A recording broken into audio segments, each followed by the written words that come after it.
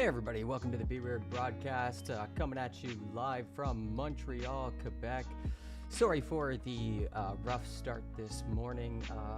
Absolutely crashed the stream for the first time in quite a while, but you know, happens to the best of us. This technology is floopy, it falls over. But hey, I'm here now, I'm live, I'm speaking to you directly in your living room or wherever you're watching the stream. We got a big one today. Lots of things are happening, and all eyes are on Russia. Russia has invaded itself.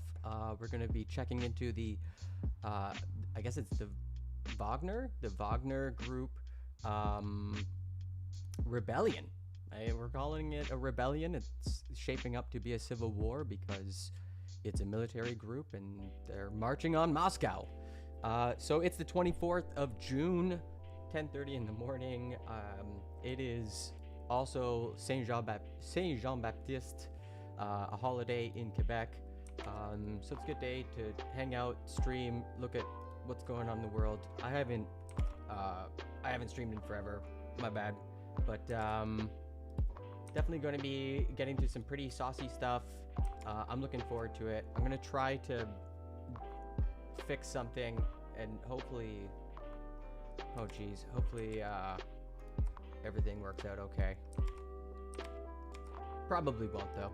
I hope you're doing okay. We're going to be looking in. We got some articles lined up, some live content. I can't show you war footage this time. I got in trouble for that last time, and probably a bad idea.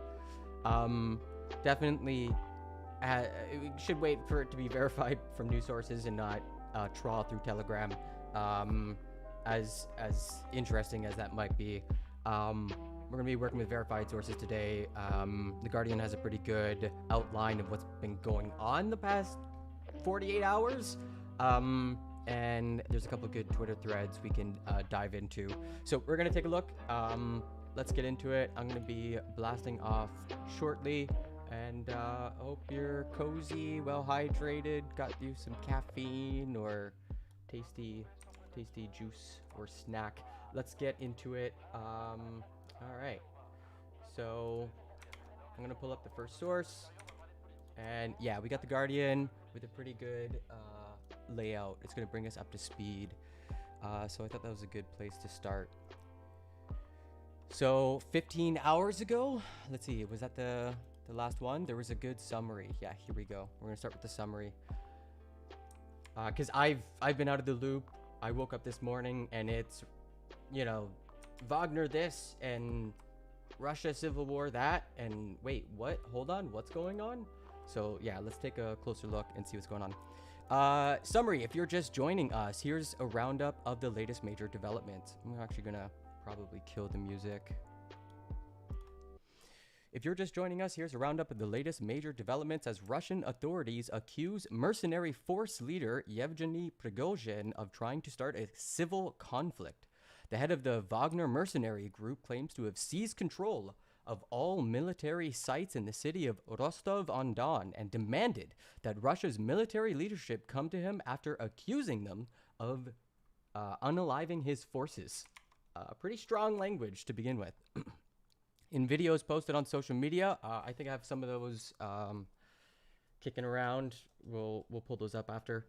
In videos posted on social media early on Saturday, Yevgeny Prigozhin claimed he was at the headquarters of the Southern Military District in Rostov and demanded that Defense Minister Sergei Shoigu and Russia's top general Valery Gerasimov come to the city 1,000 kilometers south of Moscow. The videos could not be verified. Which means YouTube will probably get mad at me, which always happens. Russian President Vladimir Putin will give a televised address soon. I got that on background. We'll check that out after. The TASS news agency cited the Kremlin as saying, earlier a spokesperson for the Kremlin, Dmitry Peskov, who we all know and love, had said only that the president was receiving round-the-clock updates and that, quote, all necessary measures are being taken. Russia's defense ministry said in a statement addressed to Wagner fighters that they had been, quote, deceived and dragged into a criminal adventure, end quote, by Prigozhin. In a statement posted on Telegram, the ministry urged them to contact its representatives and those of law enforcement services and promised to guarantee their security. Wagner fighters in the Russian city of Rostov-on-Don on Saturday Russia invades itself. What's happening? Ah, what's happening? How do you? Oh man, how are you gonna tell them apart? Little green soldiers fighting little green soldiers. Moscow Mayor Sergei Sobyanin said anti-terrorist measures are being taken in the Russian capital, including additional checks on roads to reinforce security. Oh, and I should probably blast off, let the world know I'm live. If you are not following me on Twitter, you, I guess, should, or Instagram, at BeWeird, BEWYRD. That's usually where I post that I'm live and that things are happening. Okay, moving on. So, anti-terrorist measures are being taken in the Russian capital, Moscow, including additional checks on roads to reinforce security. Wait, isn't the capital St. Petersburg? Yeah, okay, it is Moscow. Maybe it moved around at one point. Authorities also said the M4 motorway connecting Moscow with the south was closed to traffic at the border with the Voronezh region due to the movement of a military convoy. There's been a couple of videos I've seen of like PMCs and tanks just driving through like near gas stations and stuff, and like civilians trying to get out of the way. Russia's FSB security service has opened a criminal case for armed mutiny against Prigozhin after the mercenary chief accused the Russian military of targeting his forces and vowed to destroy his rivals. In an extraordinary series of audio clips released late on Friday, Prigozhin claimed that a rocket attack in the Russian region of Rostov had killed scores of his fighters, vowing to take revenge and stop the evil brought by the military leadership of the country. Okay, so I think that's the thing to watch, because that's kind of the casus belli, the declaration of war, if you will. And I'm pretty sure I have that kicking around here, so I'm gonna try to bring that up. Furious, Wagner chief accuses Russia of unaliving his forces and vows revenge. Breaking news, armored vehicles on the streets of Moscow. As Russian state media this hour says security measures have been stepped up in Moscow. State media also saying Putin is aware of a situation unfolding around Yevgeny Prigozhin, the chief of the private Wagner army. The situation so serious tonight that state television broke into scheduled programming, broke into it to deliver this message to the Russian people from the Russian Ministry of Defense. Holy cow. All the messages and video footage spread on social networks on behalf of Evgeny Prigozhin that the Ministry of Defense of the Russian Federation allegedly carried out strikes on the rear camps of Wagner PMC is not true and is an informational provocation. What? No, Breaking Russia. into programming to tell Russian people not to listen to Prigozhin while armored vehicles are on the streets of Moscow. Wild.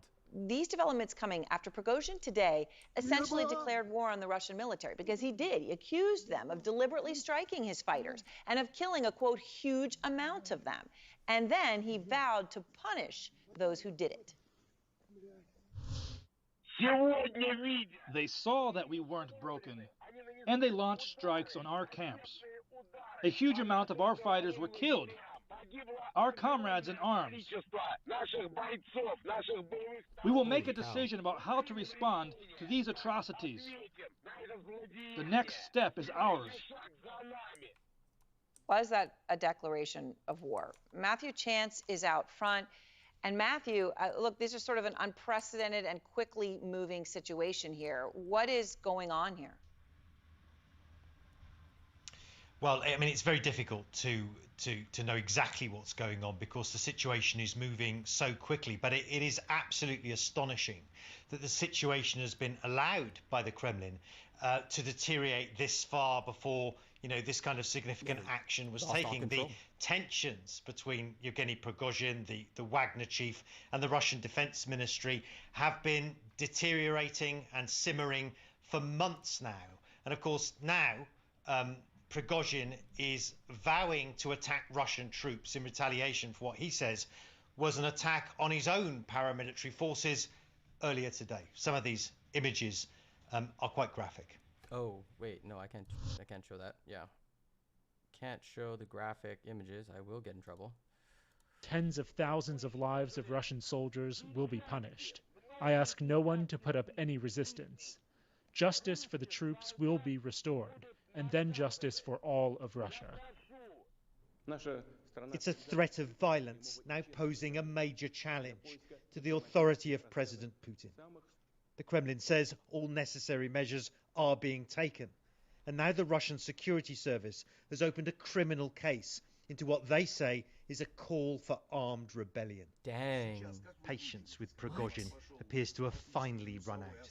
Holy cow. The Wagner chief, whose mercenaries have played a key role in the Ukraine war, has long been at odds with Russia's military command, How's it going? accusing them repeatedly of mishandling the conflict. But recent weeks have seen tensions escalate after the Kremlin ordered all Russian mercenaries to sign contracts with the defense ministry in a move seen as a crackdown on Wagner. In the hours before the alleged strike on the Wagner camp, Prigozhin stepped up his war of words, accusing the defense ministry of tricking the country into an unprovoked invasion back in February last year. On February 24th, nothing extraordinary happened, but the Ministry of Defense was trying to deceive the public, to deceive the president, and say that there was insane aggression on the part of Ukraine, and that they were going to attack us together with NATO. The war was not needed in order to return Russian citizens to our bosom, and not needed in order to demilitarize and denazify Ukraine. He's got to get his Earl Grey on. Just had a late morning. It is a bold, even dangerous criticism of Russia's war that may be plunging the country into turmoil. Holy cow, Russia invades Russia. Oh my goodness. Well, tonight, Aaron, Moscow, the Russian capital, has been placed on alert, while Yevgeny Prigozhin, in his latest address on social media, has said that his forces are entering the southern Russian region of Rostov, in the south of the country, just across from the border of Ukraine. And he says it is his intention to go on, in his words, until the end. No, well, All right. no. Thank you very much, Matthew. No. Let's go straight to the White House now. There was like absolutely some discussion about the tension between the Wagner group and Putin, and like how it's not as clear cut as it might seem, and that but I never really thought.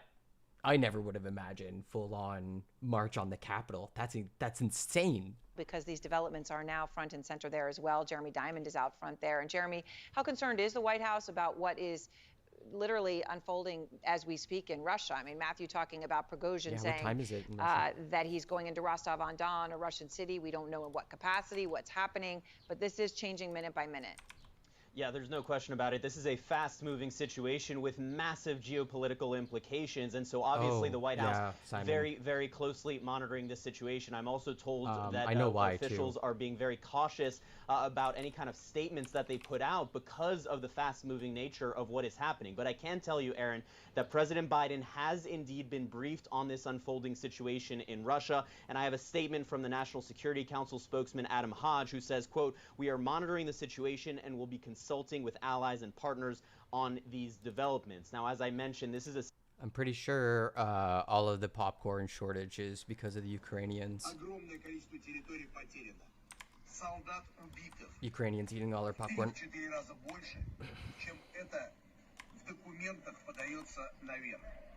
I can barely believe this.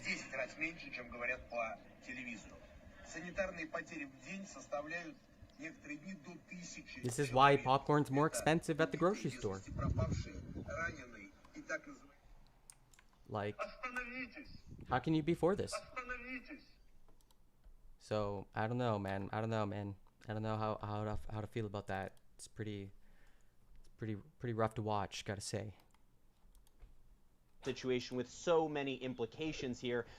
Obviously, in the war in Ukraine, we know the key role that the Wagner Group has played in helping Russia with its military invasion of that country. But beyond even the war in Ukraine, Russia is a nuclear power, and so whatever happens, any kind of power struggle is obviously going to have massive geopolitical implications. Now, who do you want, Prigozhin or Putin in control of Russian nukes? Ugh. Now, the U.S. has long monitored tensions between the Wagner Group and the Russian Ministry of Defense. We have heard that directly from the podium here at the White House, but obviously this is going to be a very long night here at the White House and I suppose in capitals around the world monitoring this situation. Absolutely. Aaron? Jeremy, thank you very much. I appreciate it. Okay, so that's Retired starting to Army get Major closer General to the Spider summary. Marks joins me. Let's go back to where we were. So Prigozhin basically launches a casus belli. He says, hey, everybody, we've been working for the Russians, and they're like hitting our position, putting us into ridiculous, pointless, terrible tactical choices, stuff like that. There's been like tension between him and the broader general, anyways, let's move on. The FSB said Prigozhin's statements and actions were, quote, in fact, a call to start an armed civil conflict on the territory of the Russian Federation and a stab in the back to Russian servicemen fighting pro-fascist Ukrainian forces, end quote. It urged the FSB, Wagner fighters, quote, not to make irreparable mistakes, to stop any forceful actions against the Russian people, not to carry out the criminal and treacherous orders of Prigozhin, and to take measures to detain him. Early on Saturday, Prigozhin released another voice message in which he claimed, without offering evidence, that his forces had left Ukraine and were entering the southern Russian city of Rostov. Quote, right now we have crossed all the border points. The border guards greeted us and hugged our fighters. Now we are entering Rostov, he said. If anyone gets in our way, we will destroy everything. We extend our hand to everyone. We move forward. We are going all the way. End quote. Real crossing the Rubicon moment. General Sergei Surovikin, the deputy commander of Russia's Ukraine campaign, released a video address ordering the mercenaries to remain loyal to Putin. Quote, I urge you to stop, said Surovikin, who was previously understood to be close to Prigozhin.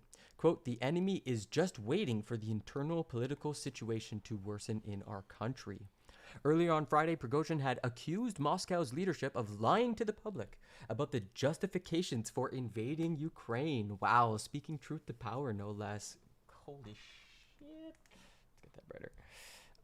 He dismissed Moscow's claims that Kyiv was planning to launch an offensive on the Russian-controlled territories in eastern Ukraine in February 2022. Prigozhin said, quote, the Ministry of Defense is trying to deceive the public and the president and spin the story that there was insane levels of aggression from the Ukrainian side and that they were going to attack us together with the whole NATO bloc. A senior aide to Ukrainian President Volodymyr Zelensky described Prigozhin's actions as a, quote, counter-terrorist operation and said that everything is just beginning in Russia. The split between the elites is too obvious. Agreeing and pretending that everything is settled won't work, Mikhailo Podolyak tweeted. Quote, someone must definitely lose either Prigozhin or the collective anti-Prigozhin. The commander of Ukraine's ground forces has confirmed for the first time that the main force of his offensive reserve is yet to be committed into battle with Russia, saying, quote, everything is still ahead. The last thing I remember, I listened to the Daily just the other day, and apparently it's extremely slow going, the counter-offensive into Russia, the Ukrainian counter-offensive against Russia. They basically, there's like this incredibly long wall. It's like trench warfare. It's like Second World War back to basics. Nobody has air superiority. Okay, so let's find out what's going on now. I think this is a quick little video. А то, с чем мы столкнулись, это именно предательство. Treason. Vladimir Putin has promised to punish an armed uprising after the head of the Wagner mercenary group vowed to topple Russia's military leadership. This is apparently Rostov on time. I should probably make some popcorn, actually. It's not a bad idea. Okay, that's a video, I think, of him talking to the deputy, like, Мы находимся в штабе, 7 часов 30 минут утра, под контролем военные объекты Ростова, в том числе аэродром. Footage from Rostov appears to show armored vehicles. Holy shit. Holy shit. What? Oh boy. Yeah. That Should be in black and white. Oh boy. Prigozhin claimed a Russian rocket killed some of his, or unalived some of his soldiers. Нас 25 тысяч, и мы идем разбираться. Sorry, that's really, really loud. And we're going to figure out why this chaos is happening in the country. Почему в стране творится беспредел? I think I'm just going to go see if I can hear it from himself. We'll go poll Prigozhin.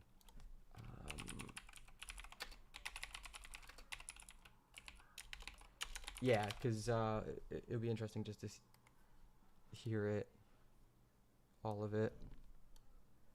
This is historical stuff. Oh boy.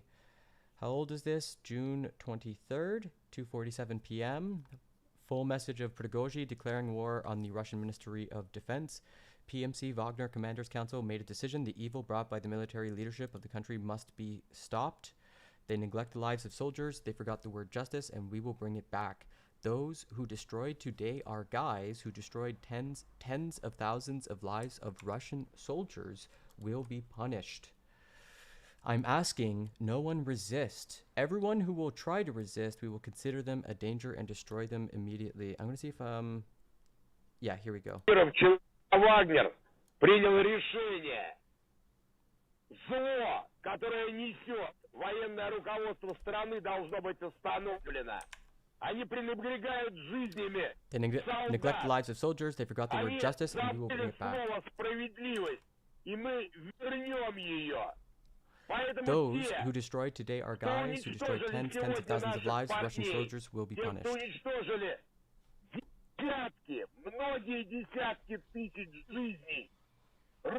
I'm asking, no one resist. Everyone who will try to resist, we will consider them a danger and destroy them immediately, including any checkpoints on our way. And any aviation. Oh, man. Man, they're like, yeah, we're gonna apply a no-fly zone over the capital. Though that's dangerous. Мы будем считать, что это угроза, и уничтожать немедленно, включая любые блокпосты, вставшие на нашем пути, любую авиацию, которую увидим над своими головами. I'm asking everyone to remain calm, do not succumb to provocations, and remain in their houses. Ideally, those along the way do not go outside. He sounds angry, everybody. Don't speak Russian. After we finish what we started, we will return to the front line to protect them. Do you believe that, chat? Presidential Authority, Government, Ministry of Internal Affairs. There you go. And other departments will continue operating as before. Oh, that's a tough word. We will deal with those who destroy Russian soldiers, and we will return to the front line. What a casus belli. Belli? Justice in the army will be restored, and after this, justice for the whole of Russia. What? So he's like, we're gonna invade the capital, but don't worry, we'll be right back to the front line. I'm struggling to understand. That doesn't make sense at all. Okay, all right. Jeez. What else we got? We got Putin issuing a blunt warning. I don't know what's more entertaining. Let's see it from... Oh, we got DW. That could be good. All right, so let's see Putin's response. This is We're going to take you BBC. straight to Moscow and listen in to President Putin addressing the events overnight. Let's listen in. Russia is engaged in this fight for its future, repelling aggression. Practically, the entire military information and information might of the West has been sent against us. We're fighting for our independence, for our right to remain Russia, a country with thousands of years of history. Today, the fate of our people is being decided. We need the consolidation of all forces.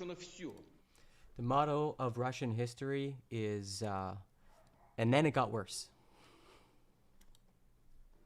everything has to be discarded that weakens us. Anything that can be used and is being used to subvert us from within. And therefore, any actions that split us is a betrayal of your people, betrayal of the comrades that are fighting on the front line, a knife in the back of our people. Oh my goodness. And this was struck Russia in 1917, when Russia was waging the First World War, when victory was stolen from it. Politicking behind the back of the army and the people turned into a huge upheaval, the destruction of the army and the state, the loss of huge territories. As a result, was tragedy, Russians killing Russians, civil war, and benefit was derived by various political adventurers, foreign powers that are tearing the country apart. We shall not let this happen again. We will defend our people and our state, including against internal strife and betrayal. And that's what we're facing, betrayal. Betrayal. And treason. When personal ambitions take over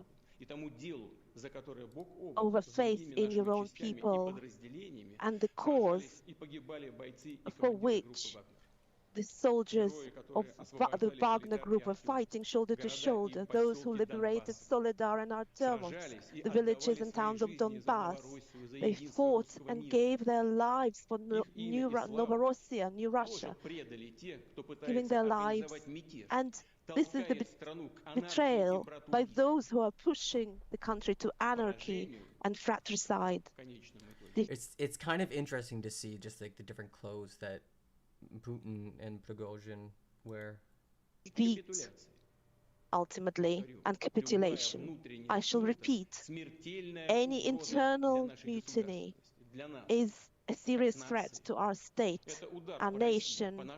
It is a blow to Russia, They're a going blow for it. to our people. Did you have this on my bingo card? Oh my our god, I'm actions weak. to defend the state against this threat will be No one had harsh. this. Those who consciously chose treason, blackmail, and terrorist methods will be inevitably punished. They will answer before the law and before our people. They're hacking the video signal. The armed forces and other state authorities have received the necessary orders. Additional measures of an anti-terrorist nature are now in force in Moscow region and other regions. Resolute action will be taken to stabilize the situation in Rostov-on-Don. It remains difficult. In fact, this government and military administrations have been blocked. What was As it like? the president of Russia and the supreme commander. What was the big mistake that Hitler made during the Second World War? He tore up his alliance with Russia and invaded Russia and lost. And now Russia's gonna lose because they just invaded Russia. You can't do it. In chief, it's like Afghanistan. As a citizen of Russia, I shall do everything to defend the country, to defend the constitutional system, life and security and the freedom of people. Those who organized and prepared the armed mutiny, those who took up arms against their comrades, have betrayed Russia and will answer for it.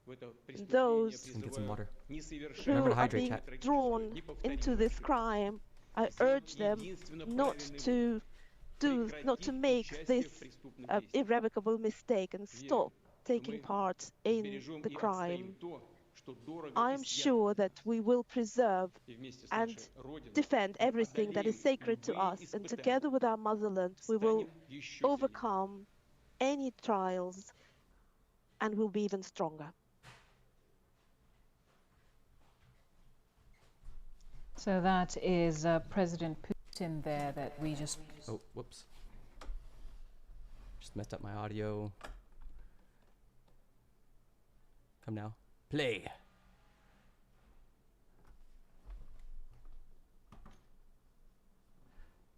Sorry, my computer is falling apart. Just give me a sec.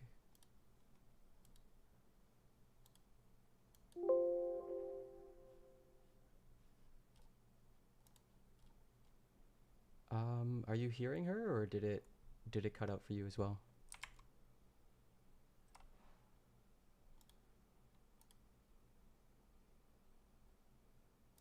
Okay, all right, I'm fixing it.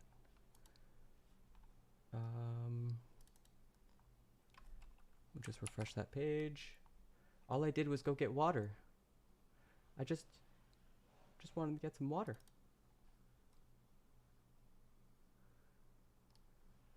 Okay, I'm just gonna try to force it. Maybe it works like that.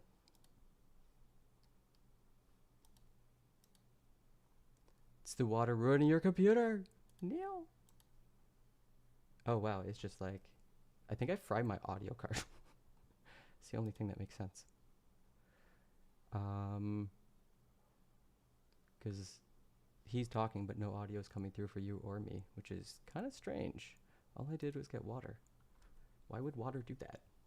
And you can still hear me. Oh, so I could maybe do it that way. Give me a second. I'll try to fix it.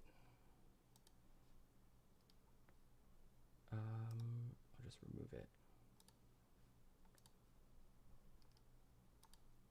This is what live stream's all about. It's all about the ad hoc tech support. Hey, can you hear her now? Nope. So I guess it's coming from the browser? Weird. I don't know, chat. When's the last time you ever went to go get water and it made your YouTube stop producing sound?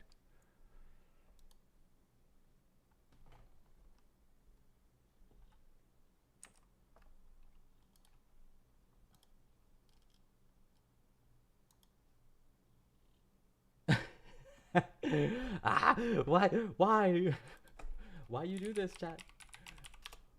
Or I guess not chat, my computer. This is how I know I need to get a new computer.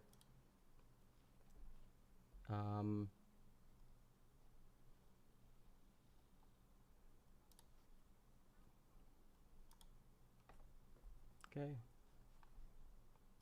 Yeah, it's weird. You think it's just like a browser problem? Let's see here. Chat's in here staring at why are you blaming me? Okay, since I'm like the main attraction right now, how you been, chat? All sorts of crazy things have been going on my side of the aisle. Challenge to the Russian military. It is the browser. What? How could it be the browser? Okay, all right. Sorry about that, chat. I figured it out. And we heard. Okay, Firefox doesn't like water, everybody. It's always the streamer. Yeah, but it makes me feel better in that small moment to just like get the blame onto somebody else, even if it's an inanimate object or my raving bunch of fans. Okay, let me just switch this up and then we'll hop to.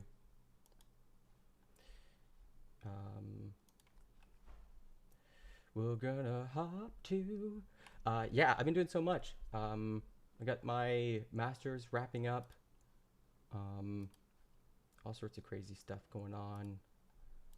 All sorts of crazy stuff going on. I gotta write a big paper. It's a lot of work. Here we go. All right, let me see. It's so big. It's so big. I don't want to use studio mode because last time I did that, it crashed the whole stream. It just like ended everything for everyone. I was just like, oh, okay. That's not very nice. Okay, so Russian president makes that address. All my sources are in Firefox. That's really annoying. Oh, man. Okay. President Putin there saying we are fighting for our right to remain as a sovereign nation in Russia. Okay. He said any action that divides Russia is betrayal. Betrayal is a word he used several times. He also said that those who were engaging in this were betraying the very soldiers, the Wagner fighters who had given their lives for a new Russia. He talked about personal ambitions taking over and the fact that any internal mutiny was a blow to Russia. He said that. He also talked about the response. He said, our actions will be harsh. Those who have chosen treason, terrorism and blackmail will be punished. He mentioned that armed forces have been mobilized as well as additional anti-terrorist measures taken, particularly to take back control of some of those areas, including Rostov-on-Don. So attempts going on there to restore order. That's what we've heard from President Putin there. The Patriots are not in control. I repeat, chat. The Patriots are not in control. We have, of course, been following this story since this serious escalation of infighting between Russia's Wagner mercenary group and the Russian military began. Tanks and armored vehicles have taken up positions in the southern Russian city of Rostov-on-Don as that dispute between the army and the Wagner mercenary group threatens to degenerate into fighting. Now, there have been videos on social media showing heavily armed men in uniform around a government building. The Wagner boss, Yevgeny Prigozhin, released video of himself inside the local military headquarters in Rostov, which is one of the areas that President Putin was mentioning. He says that all military installations in the city are under control and working normally. That's according to Yevgeny Prigozhin. This is like earlier, the Kremlin ordered the arrest of Prigozhin, whose men have been fighting alongside Russian forces in Ukraine after he accused the Russian military of carrying out a deadly missile strike on Wagner troops in Ukraine. That's something that the Defense Ministry denies. And as we heard as well from President Putin, anti-terror measures have been introduced in Moscow, with armored vehicles seen on the streets. And the M4 highway connecting Moscow and Rostov has been closed. Well, Prigozhin announced what he called a march for justice, saying that anyone who stood in his way would be eliminated. But he says that this is not a coup. It's not a coup, everybody. It's everyone in my way. You're going to get eliminated. And we want air superiority over the capital. But this isn't a coup. This is such a Russian invasion. Little green men invade Russia. They've been shooting at us, we've been shooting at them. And that has been going on these 8 long years, from 2014 to 2022. Sometimes the amount of shelling and exchange of fire has increased, and sometimes it is eased. On February 24th, there was nothing extraordinary. Now, the Russian Defense Ministry is trying to deceive the president and the public by claiming there was insane aggression. I mean, a lot of people would say the Russian war started during the takeover of Crimea, which was done by people like the Wagner Group, Little Green Men, PMCs, private military contractors. You know, the state maintains credible, plausible deniability, and they filter out, orders out to commandos of battalions who go and take over and pretend they're from the region or do ops or whatever. The part of Ukraine, and they were going to attack us, along with the entire NATO bloc. So the so-called special military operation on February 24th was launched for completely different reasons. So a reminder there of what has been happening. Prigozhin has vowed to go all the way and topple the Russian military leadership, but he denied that he was carrying out a coup. Russian state TV's Channel 1 interrupted regular programs.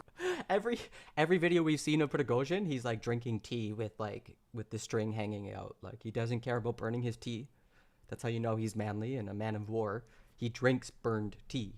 And everybody knows you should take your tea bag out after 3 minutes. To broadcast an emergency news bulletin recapping official statements about Prigozhin and Wagner and stating that President Putin was being kept informed of developments. Well, Russian General Vladimir Alexeyev described Mr. Prigozhin's actions as madness, whilst the deputy commander of the Russian-Ukraine campaign, Sergei Surovikin, told Wagner soldiers to stand down. You must do this before it is too late. Obey the will and the command of the elected president of the Russian Federation. Stop the convoys, return to bases and places where you were stationed. A lot has been happening, but let's go live now and talk about some of this with Colonel Brendan Kearney, former Chief of Staff for the U.S. Marine Corps Forces in Europe. Thank you very much for joining us. It's been an extraordinary... Want to not talk to the old geezer. Let's switch this up. We're going to see what else I had on background. We have a Twitter thread. There is also a Twitter space we could check out if that interests you. I thought this was helpful. Oh yeah, all my sources are... Oh, it's so annoying. Not now. So yeah, this is where it's happening. We got dudes showing their chests. So that squiggly line over there, you see the red one? There. That's the one. The Wagner Group has announced that most of the Russian army units in the Lipetsk region have switched sides and joined the Wagner Group military column heading towards... Okay, I mean, this is just made up. Who knows if it's true? And also, this was a pretty good take on this situation. This is from the New York Times Pitchbot. My 4-year-old was reading a history of the Wagner Group when he turned to me gravely and said, "Daddy, why did Russia and the Titan both implode this week?" And when I told him to distract from the Hunter Biden guilty plea, he started crying. It's true. It's very true. It's one of those things we call so true you wouldn't even believe me if I told you it was satire. Okay. And this is from Alexander Vindman. He was the one that got a lot of attention during the second impeachment trials with Trump, when Trump was trying to extort Zelensky over the Javelin missiles, and Vindman gets called up. So I usually take his opinion on military matters seriously. This insurrection is transitioning to a coup. Putin has indicated he will crush Prigozhin and fighters that resist state forces. Prigozhin is now fighting for his survival. The state has sheer size and power, but is reeling. Wagner has surprise, speed, and lots of experience with coups. Oh shit. Oh shit, this guy has done it before. That's usually a good indicator of whether he can do it again. Okay, we got ourselves DW, which is a more European source. I might try to get my Firefox. Security is being ramped up in Russian cities amid reports of an armed rebellion. The head of the Wagner mercenary group, Evgeny Prigozhin, has rallied his troops and reportedly returned to Russia. He claims to have taken control of key military sites in the southern city of Rostov-on-Don, including the region's military headquarters. Russia's president is expected to address the nation soon. Authorities in the Russian capital, Moscow, have declared a counterterrorism state of emergency. Yikes. The Kremlin is urging fighters in the Wagner Group to abandon their leader. Russia's military scrambled to its own defence as the fallout from the war in Ukraine hit home. These vehicles patrolled the streets in Moscow and the city of Rostov-on-Don. I mean, I was thinking about this, where Germany, for the first time ever in its history, published its like national defense strategy recently. And I was thinking, like, where did they find the military generals, like the closeted military German generals who went to military school and like studied how to do coups or defend a Russian invasion? Oh, it was Twitter bio 19 good at coup. Okay, stop. Bracing for an armed rebellion from their own private soldiers in the Wagner Group. 19F from California. The group's boss, Yevgeny Prigozhin. And then there's the war in the mind. Yeah, don't forget about that one. Yes, MDH Day, we are at the start of a Russian civil war. I mean, military sources are saying it's an insurrection amounting to a coup. Prigozhin saying total annihilation, and I want to install a no-fly zone over the capital. And then once we've done that, we're going to go back to the front, which makes perfect sense. Putin is saying, we're going to crush these rebels. It's happening, everybody. Like, all of the hand-wringing over whether Putin can maintain control over so many different PMCs who were, definitely not working hand in glove, that's for sure. Prigozhin claimed early success in the rebellion, saying his troops faced no resistance at checkpoints to Russia and managed to reach Rostov. And remember, Prigozhin has as his LinkedIn skill set good at coups. Those claims have not been independently verified. The Kremlin immediately laid mutiny charges against Prigozhin and interrupted TV broadcasts to deny his allegations about the war in Ukraine. Authorities even appealed to Wagner soldiers directly to defy their leader. I urge you, Yevgeny Prigozhin, to stop. Sounds like I've been following this for the past 12 hours. It's crazy, but do we want the country with the largest nuclear arsenal in the world in a civil war? Things might get ugly fast. Yeah, I mean, do we want Prigozhin with control or Putin? I'm sure military leaders are, Western military leaders are super happy because, that's always been a question. That question won't go away, even if the state collapses. But it collapsing might mean the end of the Ukrainian war, which is a way better counteroffensive than what they've got going on, which is totally stalled. Zelensky was saying the other day that, this is going to be a slow grind. It's not a Hollywood, win. We're going to be at this for a while, and now this happens. So is our guy with the T trying to remove Putin? That's exactly right, Loud Tyrant Youth. He's like the head of a mercenary group called the Wagner Group, and they've been doing a lot of the bad shit and doing a lot of the crazy Russian tactics that only the Russians could do, sending military to take over a town with no artillery support, for instance. And he's basically saying, screw you, we're stronger than anybody else. Lots of war crimes too, MDHJ, yeah, exactly. Prigozhin has at least stated that the invasion of Ukraine was unjustified, so he could bring the war to an end faster, depending on who is backing him. I don't trust a single word out of Prigozhin's mouth. I think every single word that comes out of his mouth is going to be a twist, is going to be a lie. I would really, I don't know, man. It's one of those things where Russia's power structure has always kind of been might makes right. So might just be a more brutal person who wins out over this. Might not even be Putin or Prigozhin. Might be a third person we don't suspect. The enemy is just waiting for the internal situation to worsen in our country. It is unacceptable to play into the hands of the enemy in these difficult times for our country. The Wagner Group spearheaded the capture of the Ukrainian city of Bakhmut last month, a battlefield success that emboldened Prigozhin to criticize the Kremlin. That criticism now growing into a major threat to Moscow and its entire military leadership. Okay, I'm going to go check out some updates instead of listen to some talking heads. I'm just a little messed up because I'm usually in Firefox, not Chrome. And oh god, there's no dark mode. Oh jeez. Oh god. Oh chat. Oh man. I gotta go fix my Firefox browser. This is bad.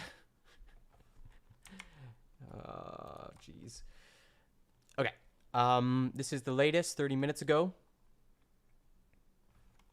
Let's catch up. I'm gonna see if I can just center this. Okay, so sorry about that, chat. My computer is really struggling. Totally crashed there. But we're building back up. So I'm gonna carry on, and people will trickle back in, depending on depending on how it goes. Okay, so Putin and Erdogan hold a call on Saturday. During the meeting, the latest developments in Russia were discussed. Erdogan's office said. Erdogan underscored the importance of acting with common sense and said Turkey is ready to do its part to resolve the situation in a peaceful and calm way as soon as possible. Yeah, let me know if you're still there, chat. By saying hello. Sorry, I dropped out. Okay. The Kremlin also confirmed the call, saying that Erdogan pledged his full support with Putin. Oh, that's nice. Oh, geez. Okay. At the initiative of the Turkish side, Vladimir Putin held a telephone conversation with President of... Okay, you said that a bunch of times. Cars damaged by munition that landed in Voronezh, state media reports. A munition that landed in the southwestern Russian city of Voronezh, during what appears to have been a clash between Wagner units and Russian forces, damaged a number of cars, according to state media. Uh-oh. That's what we call an uh-oh. The munition landed in a parking lot in a residential complex on the outskirts of Voronezh. It's not clear whether it came from a Russian helicopter or Wagner fighters on the ground. Quote, I was sitting on the balcony drinking coffee. I was looking, people were pointing at the sky, there was a helicopter, then bang! I looked out into the yard and everything was in white smoke, a resident said, according to Russian state news agency RIA Novosti. Quote, I saw smoke from the oil refinery, then I went to look at the car. The resident's car was damaged. Other residents said the glass in their apartments were shattered. Earlier, RIA Novosti reported that a Russian military Mi-8 helicopter made a hard landing in the Voronezh region and one person was injured. I definitely saw a video this morning as I was waking up of a... I can't show it to you because I'll get in trouble, but it was a plane going down that was on fire. Earlier... RI cited emergency services. It did not disclose whether the helicopter was one of those apparently involved in operations against Wagner forces on the outskirts of the city of Voronezh. Social media videos show at least one helicopter firing at ground targets on the outskirts of the city. U.S. and Western officials caught off guard by escalation with Wagner chief, sources say. United States and Western officials are being careful not to weigh in on the events unfolding in Russia, because of how Putin could weaponize any perceived involvement by the West in the escalating crisis. Sources familiar with Joe Biden administration's thinking told CNN. Officials across the administration convened emergency meetings on Friday night to assess the events, which unfolded so quickly that they caught U.S. and European officials off guard, the officials said. While tensions have been steadily rising over the last few months between Prigozhin and the Russia's Ministry of Defense, U.S. and European intelligence officials did not predict that Prigozhin would move to storm the Rostov region with his forces. Quote, it's so hard to tell how much was talk and how much was real, said one of the sources. The tension had been building for so long without anything actually happening. There was some talk about how what he was saying about how much ammo he had didn't make sense to a lot of like military analysts. So yeah, definitely not good. We're going to see if there's any live feeds right now that is like actual news. We got Sky News here and WION, which is just crushing it right now. They have like 18 different channels. What the hell? That's super weird. Oh, okay, all right. This is just the Washington Post feed of Moscow skyline. What the fuck? Times now. Whoa. How about like Al Jazeera or something? Like, what the fuck? We also could take a look at some background on the Wagner group.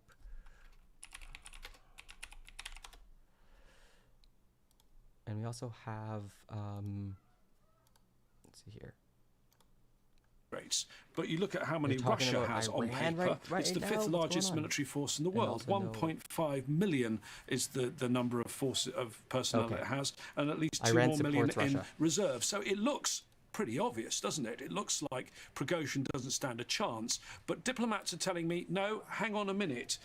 Look how quickly Rostov-on-Don fell, and that is the main Russian operational command center for the Ukraine war, and no one fought them at all, the Wagner troops, and they are now heading up that M4 motorway on their way to Moscow. I think there are a number of factors here. One of them, I think, is air power. Remember that the Russian Air Force has considerable air power. Wagner has some jets jets and helicopters, but potentially, if the Air Force agreed to do this, Putin could order a carpet bombing of that convoy heading to Moscow if he thought that's the only way to stop them heading there. We also don't know the real loyalties of the rest of the Russian forces, or of the Russian elites, or of those around Putin. We know that ever since COVID, Putin has only spoken to a relatively small amount of people. I'm very hesitant to make historical parallels. Oh, I accidentally paused it. But I'm going to. 1917 seems a long time ago. The Russian Revolution, there were actually two revolutions there. It happened during the First World War, and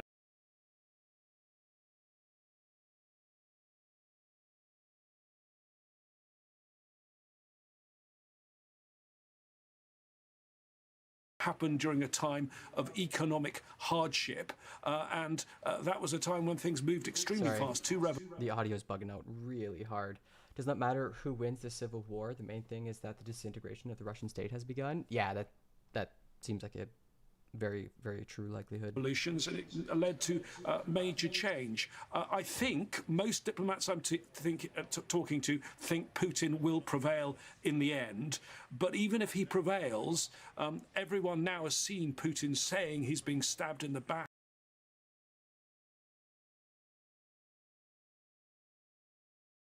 And there's a threat to him. So that aura of power, control, and invincibility that he's had all this time, that's gone. I think my computer's officially donezo. Oh, you know, like, I mean, I gotta get a whole new computer. This is bad. Now. Indeed. And you were mentioning how fast things move. Well, we've just got a couple of new lines in. The Moscow mayor has said that Monday will be a non-working day to minimise risks. He says the situation is difficult and that a counter-terrorism regime has been declared in the Russian capital, and he is urging people to refrain from trips around the city. So clearly some significant developments for the Russian residents in Moscow at the moment. Just want to stick with Wagner, if we can here, James. I mean, how might this impact some of the countries in Africa where the Wagner Group is operating currently? What's going to happen to those countries, to the Wagner Group, and the people that they have been allegedly providing security for? Yeah, the Wagner Group is a mercenary company that has operated in the Middle East and in Africa. It's operating for those governments, but it's also operating for itself. For example, in Sudan, the gold mines it's been taking charge of in Sudan, also operating in Libya, Central African Republic, and Mali. Mali is, I think, the place that we should concentrate on right now, because there's a lot going on in Mali. Just over a week ago, the Malian government said to the UN, "We don't need your UN peacekeeping force, MINUSMA, anymore. You should leave." And basically, they hinted that they will rely on Wagner. Stream is a bit scuffed. My earphones won't connect, so I'm going to try to figure it out. Well, Wagner has 900 troops. They certainly are prepared to fight, and human rights groups say they're prepared to commit war crimes. The UN, had 1,300 peacekeepers. There's a UN Security Council meeting for next Thursday. In fact, a vote on how to structure the UN mission. So much stuff in the stream. I started off and it just froze. It's like 15 minutes. I just finished my intro and I go live, and then it just falls over. Stream ends. I have to restart. And then just now, all I did was zoom in on the CNN webpage, and for some reason that ended the stream, and I had to reconnect. So I lost half the audience. To arrange a rapid drawdown of these forces. But if you're the Malian government, you just kicked out the UN and think that all your security is going to be supplied by Wagner, then you might be a little bit worried today if Prigozhin does not succeed. And certainly the international community is worried, I think, either way with the situation that's going on as the Wagner troops. Where is Somalia going to get its mercenaries now? I haven't considered that issue. approach Moscow, because I think the one thing we have to remember more than anything else is that Russia has more nuclear weapons than any other country in the world, almost 6,000 nuclear weapons. So this is a real issue of concern for the whole world. Indeed it is. Thank you so much. That is James Bays, our diplomatic editor for us from the UN. Well, Dmitry Medvedenko now takes a closer look at the Wagner Group and the man behind it all.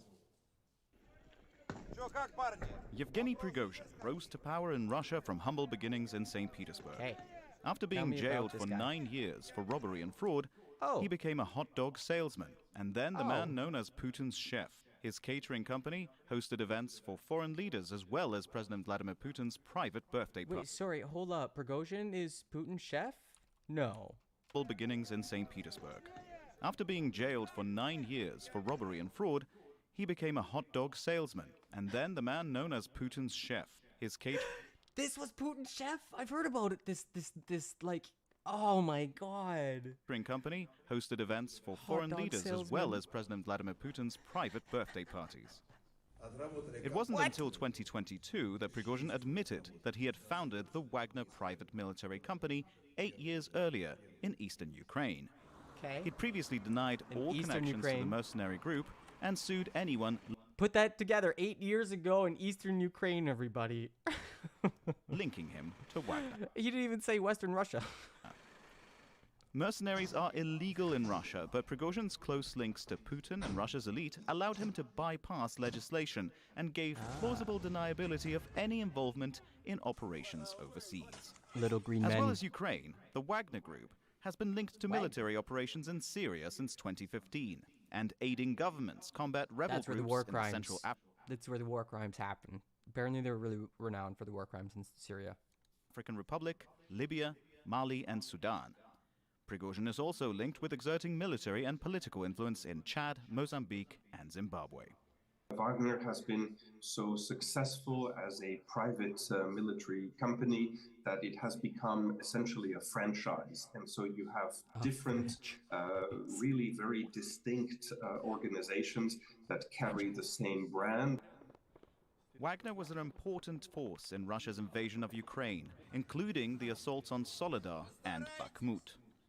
Prigozhin commanded up to 50,000 troops in Ukraine, mostly recruited from Russian prisons in exchange for a pardon. He underlined his mercenaries' victories while playing down the role of the Russian army. Obviously, Putin has created Prigozhin. Prigozhin isn't a self-made man.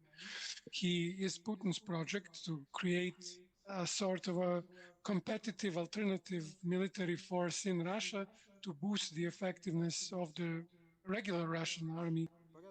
This later turned into open criticism, where Prigozhin didn't mince his words in attacking Defense Minister Sergei Shoigu and Chief of Staff Valery Gerasimov for undersupplying his troops.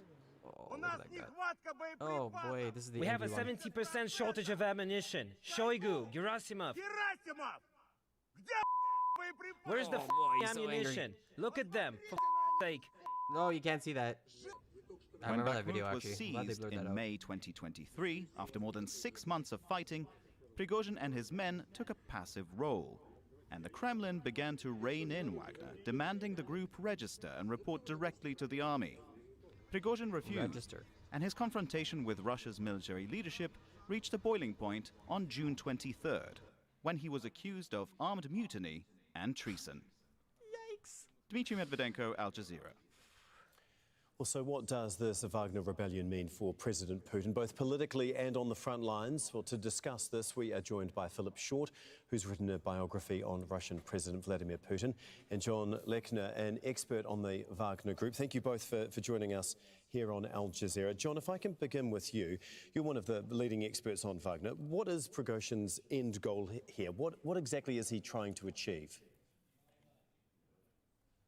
Oh, I wish we knew that for sure right now. I think, to my mind, his efforts, at least initially, seemed to me as an appeal to authority that he may have been playing a card that he thought could get him into a room with Russian President Vladimir Putin. Really? But he seems to have overplayed his hand, and now finds himself apparently in open rebellion. At the same time, we don't know for sure. This may have been the plan all along. So I've heard some rumors that this was in the works for a few months, but that's of course speculation. There are kind of two working theories at the moment. One was that this was an appeal to authority. The other that this is a direct assault for power. Right. Philip, Putin is obviously, watching on, presumably trying to work out how to put an end to this as quickly as possible. How does he go about doing that? Well, the great problem is that he should have acted quite some time ago. This row, this internal struggle with Prigozhin, overreaching, has been building up over a period of months. And one of the lessons of this, I think, is if you look back, Putin's handling of the invasion of the war has been rather wobbly. He has not usually he's fairly sure-footed, but in the last 12, 15 months of war, he hasn't been. And with Prigozhin, it's been the same thing.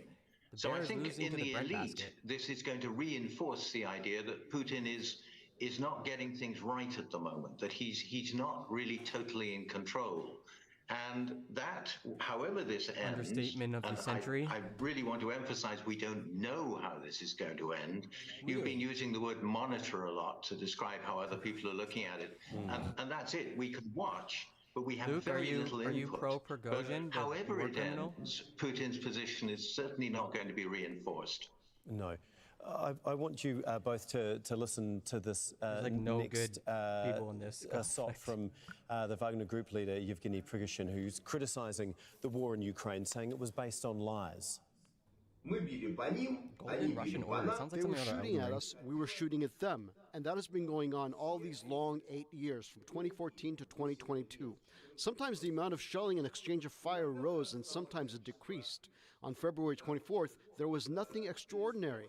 Now the Russian Defense Ministry is trying to deceive President Vladimir Putin and the public and tell them there was an insane aggression on part of the Ukraine and they were going to attack us together with the entire NATO bloc. So the so-called special operation on February 24th was launched for completely different reasons. Philip, has Putin ever faced such a bold, in-your-face challenge as what he has over the last 24 hours? No, Prigozhin has really gone, he's crossed too many red lines. And I think the reason he's done it is Shoigu and the defense ministry tried to get control of the Wagner group, tried to subordinate it to the general staff. And Prigozhin rebelled against that, he refused. And having created that situation, he then went even further. He presumed too much. He thought his own power was too great.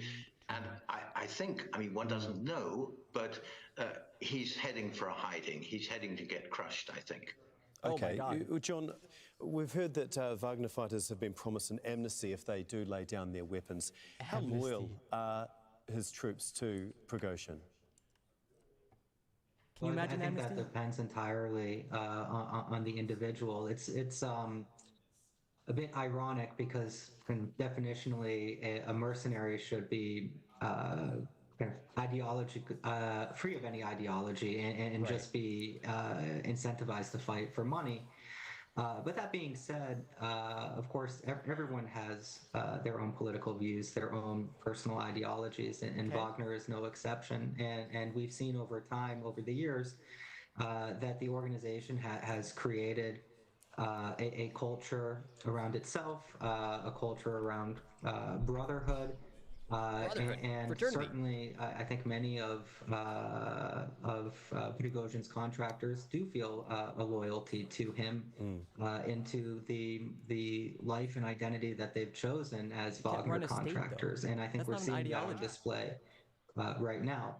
What we don't know is the number of people who've chosen not to participate at this moment. We just see the folks who are participating. But clearly, there is a draw for some people who are very loyal to him personally.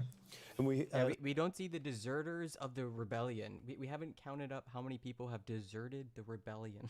Saw that the Wagner headquarters were raided and tens of millions of dollars were found there. Can you explain his war chest and what can he do without it? Prigozhin had a bunch of money in his estate? Sure. I think as has been stated on the program earlier, Wagner has operations throughout the Middle East and Africa.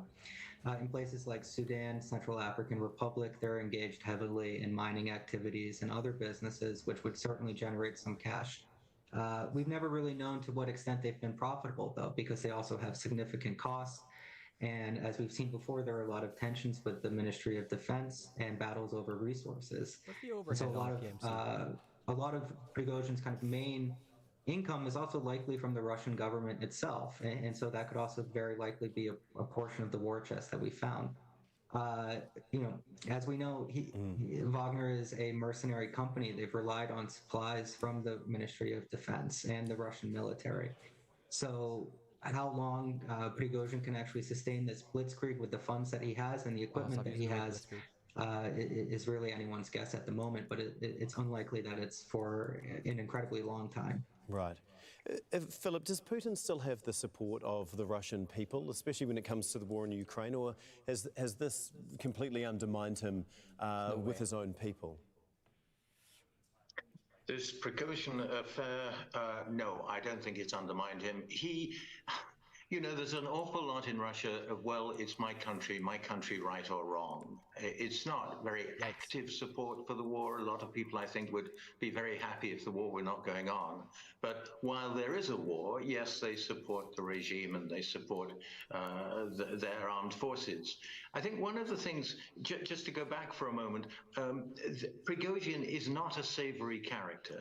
The elite, bad guy. The bureaucracy, all these people who have power in Russia really don't like him. So that will make them support Putin against the remote possibility of Prigozhin coming out on top on this. And there's just one other element. There's been reporting out of Russia that a lot of Prigozhin's troops, a lot of the Wagner rank and file, were not actually told anything about this plan to turn on the army. They were just told they were being relocated to Belgorod. Right. And it's uncertain how strongly the rank and file are behind Prigozhin on this. Huge. And there's also uncertainty about whether he's going to be able to win over the military side, the lower ranking officers and the rank and file there. So those are questions which we simply can't guess the answers to at this stage. No. Prigozhin might face a mutiny. Does Prigozhin have any political ambitions, or, as Philip was saying, because he is disliked by, I guess, the elite in Moscow, that sort of rules any political position out for him? It's an interesting question because, I mean, the act that he's engaged in currently is an incredibly political act, and so it's undoubtable that he wants to be engaged in politics. But this is certainly a very kind of non-traditional manner for putting forward your candidacy to the Russian people.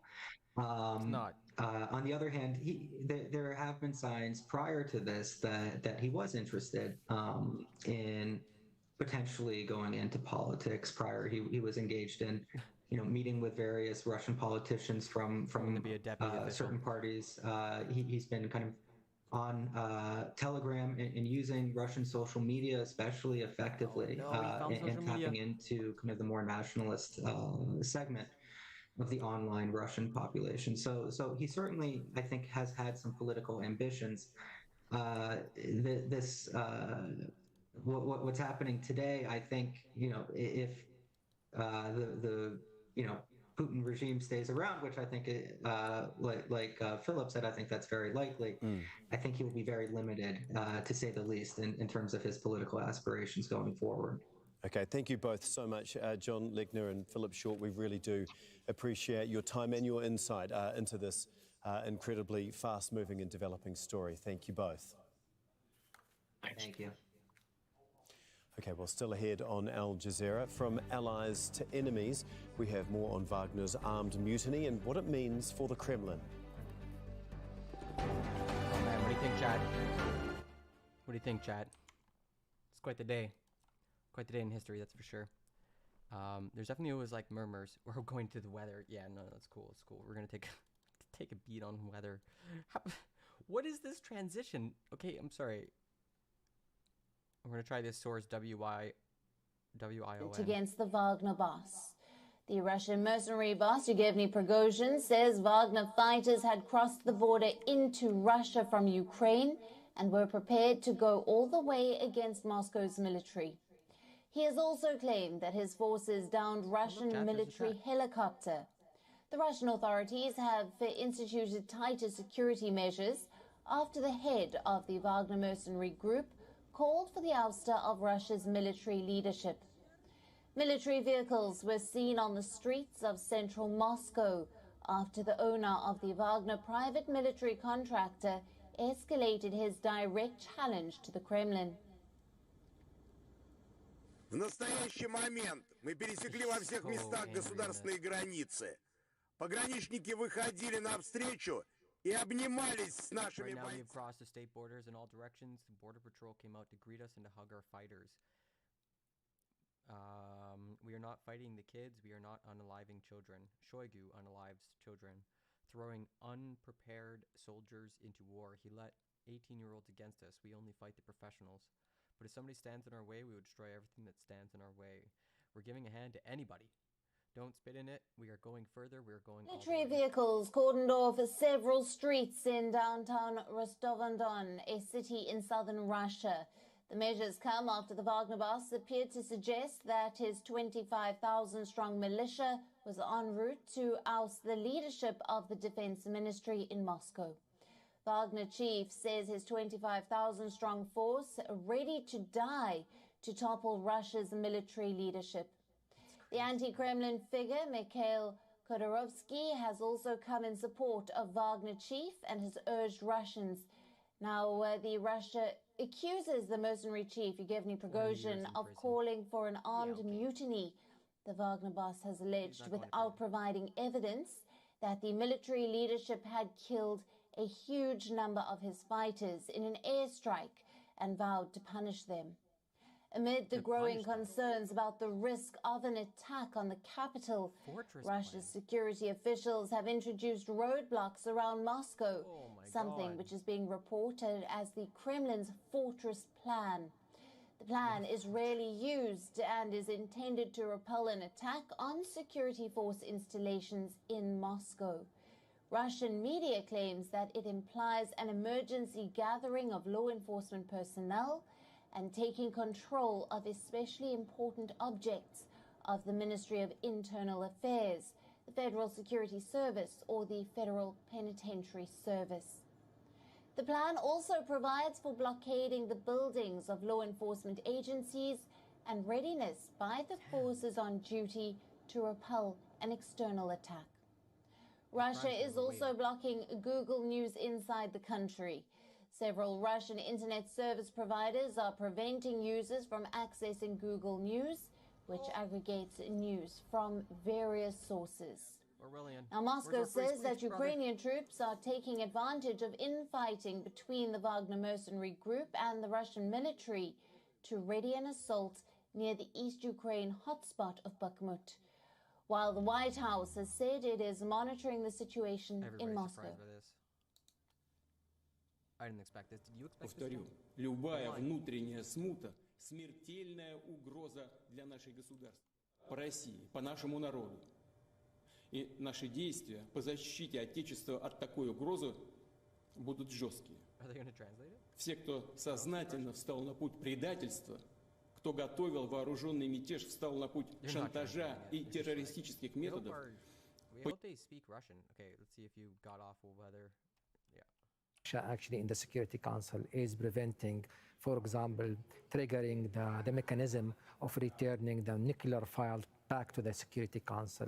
So the Iranians must be really concerned about this mutiny, about the recent events in Russia, and they want to show all sort of support with President Putin, because there is also the relationship, the personal relationship between Iranian leaders and President Putin has developed a lot over the past few years. President Putin was in Tehran last year. He met with the supreme leader, and that was was seen as a very strong signal of the growing relationship between the two countries. So yes, Iran is supporting him. They want to.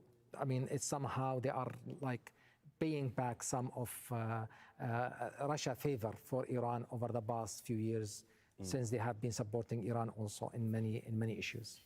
So they obviously want to keep Putin in power and ensure that he remains as powerful as possible. Absolutely. When it comes to Turkey, Erdogan has spoken to Putin on the phone since all of this began and urged him to act with common sense. What do you think Turkey wants out of this? To continue on as it was before, with Putin in charge? I believe that somehow also Erdogan must be feeling a little bit concerned about this mutiny in Russia, because President Erdogan, despite the major differences between Russia and Turkey on many international issues, like for example Syria, like for example the war between Armenia and Azerbaijan, he nonetheless developed a very strong personal relationship with President Putin. And don't forget that President Putin was the first international leader to support Erdogan during the failed coup attempt in 2016. And some people claim that it was Putin actually who played a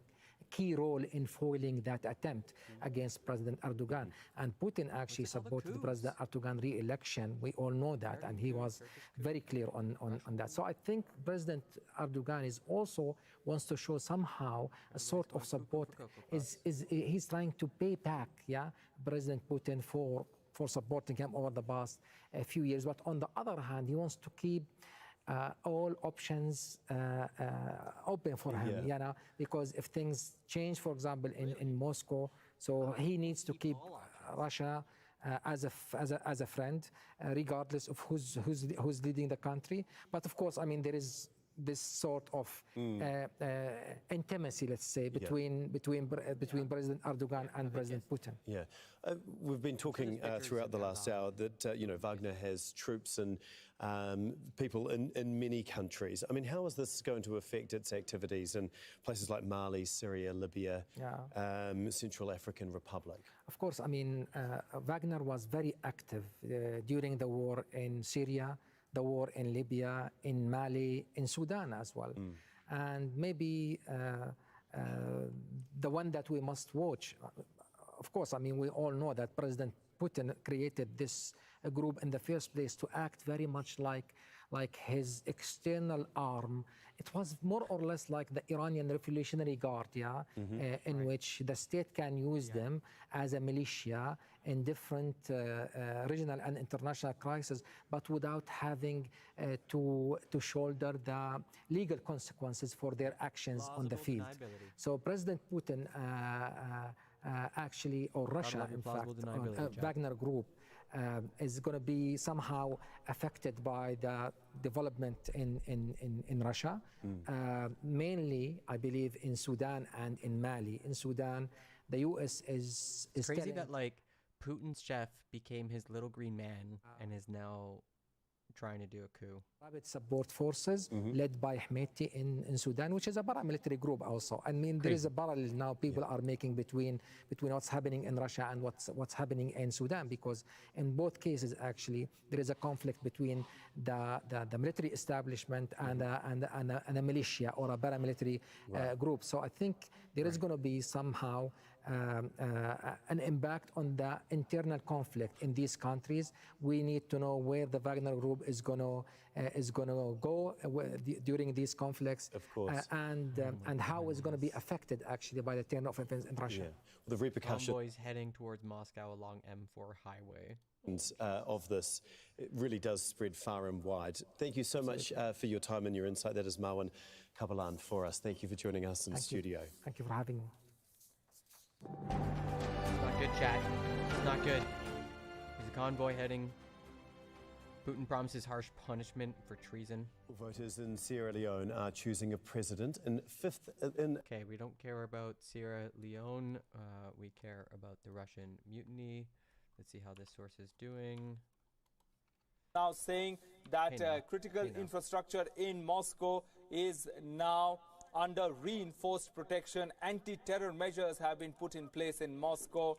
Prigozhin has escalated his direct challenge to Kremlin and has called for an armed rebellion. Let me take you once again through what Vladimir Putin has said in just the last few minutes. The Russian president saying that what we are facing now is treason. There is a personal interest of some that has led to the betrayal of the country, and he has said it is against Russia and our people, and an action to put harm to our motherland will be harsh. It will be punished, he has said. The armed forces are giving necessary commands, he has said, and as president of Russia, I will do everything in my power to defend my country. These are the comments coming from Russian President Vladimir Putin, also telling the people of Russia that I call upon you not to repeat the grievous mistakes. Perhaps he is also fears that many people may support an insurrection of sorts or a protest or a rebellion against this war in Ukraine. But there might be a mutiny on the Vladimir Putin addressing his country, important remarks coming from there. This, as the situation on the front lines of Russia-Ukraine war has now taken a rather extraordinary turn. Wagner group chief, whose men were till now fighting alongside the Russian military, now turning against the Russian military, and Wagner group's target now is the Russian military leadership. Prigozhin has now vowed to topple the military top brass and said that his 25,000 fighters are ready to die. But Russian military is now saying that many of the Wagner fighters are realizing their mistake and are appealing to the Russian Defense Ministry for their safe return. And the Defense Ministry is saying that we guarantee their safe return. But the question is, how loyal are the Wagner group fighters to Prigozhin, and where is this situation headed at the moment? At the moment, Putin trying to take control of the situation, saying that this is treason, what Wagner chief has announced, and this is betrayal of the country, and that betrayal will not go unpunished. That's what Vladimir Putin is saying. So the fears of mutiny on Russia, well and truly taking shape here right now. Wagner chief is defiant. He wants revenge, and Moscow isn't taking it lightly. You saw just now what Russian president has said. Russian authorities have issued an arrest warrant against Wagner boss now. Yevgeny Prigozhin says that Wagner fighters have crossed the border into Russia from Ukraine and are prepared to go all the way against Moscow's military. He has announced that he is inside the army headquarters in southern Russia, Russia's Rostov-on-Don. He has in fact released a video claiming that he is there in that city in southern Russia, and that his fighters have taken control of the city's military sites, including an aerodrome, after vowing to bring down the Moscow's top brass. Мы находимся в штабе, 7 часов 30 минут утра, под контролем военные объекты Ростова, в том числе аэродром, самолеты, которые уходят для боевой работы, уходят штатно, проблем никаких нету, санитарные борта уходят, проблем нет, все. We don't speak Russian. You got to translate it for your audience. A fifth Republic of Congo as the search for oil and gas is about to begin. The government. Okay, all right, I'm going to look for another source, see what else is popping off. Just give me a half a second. Because we're not going to listen to a Russian. Well, I'll put him in background just in case they get through to the end of the. I guess they're talking to their Russian audience here. Russian authorities have now instituted tighter security measures after the head of the Wagner group called for the ouster of Russia's military leadership. Military vehicles were seen on the streets of central Moscow after Wagner group chief has escalated his direct challenge to the Kremlin. В настоящий момент мы пересекли во всех местах государственные границы. Right now we've crossed the state border in all directions. The border patrol came out to greet us and to hug our fighters. We're entering Rostov now. The units of the defense ministry, better say the conscripts, who are thrown here to block our way, stepped aside. We're not fighting the kids. We're not unaliving children. Yeah, we heard this just recently. I feel like this channel might be on loop. Give me a sec.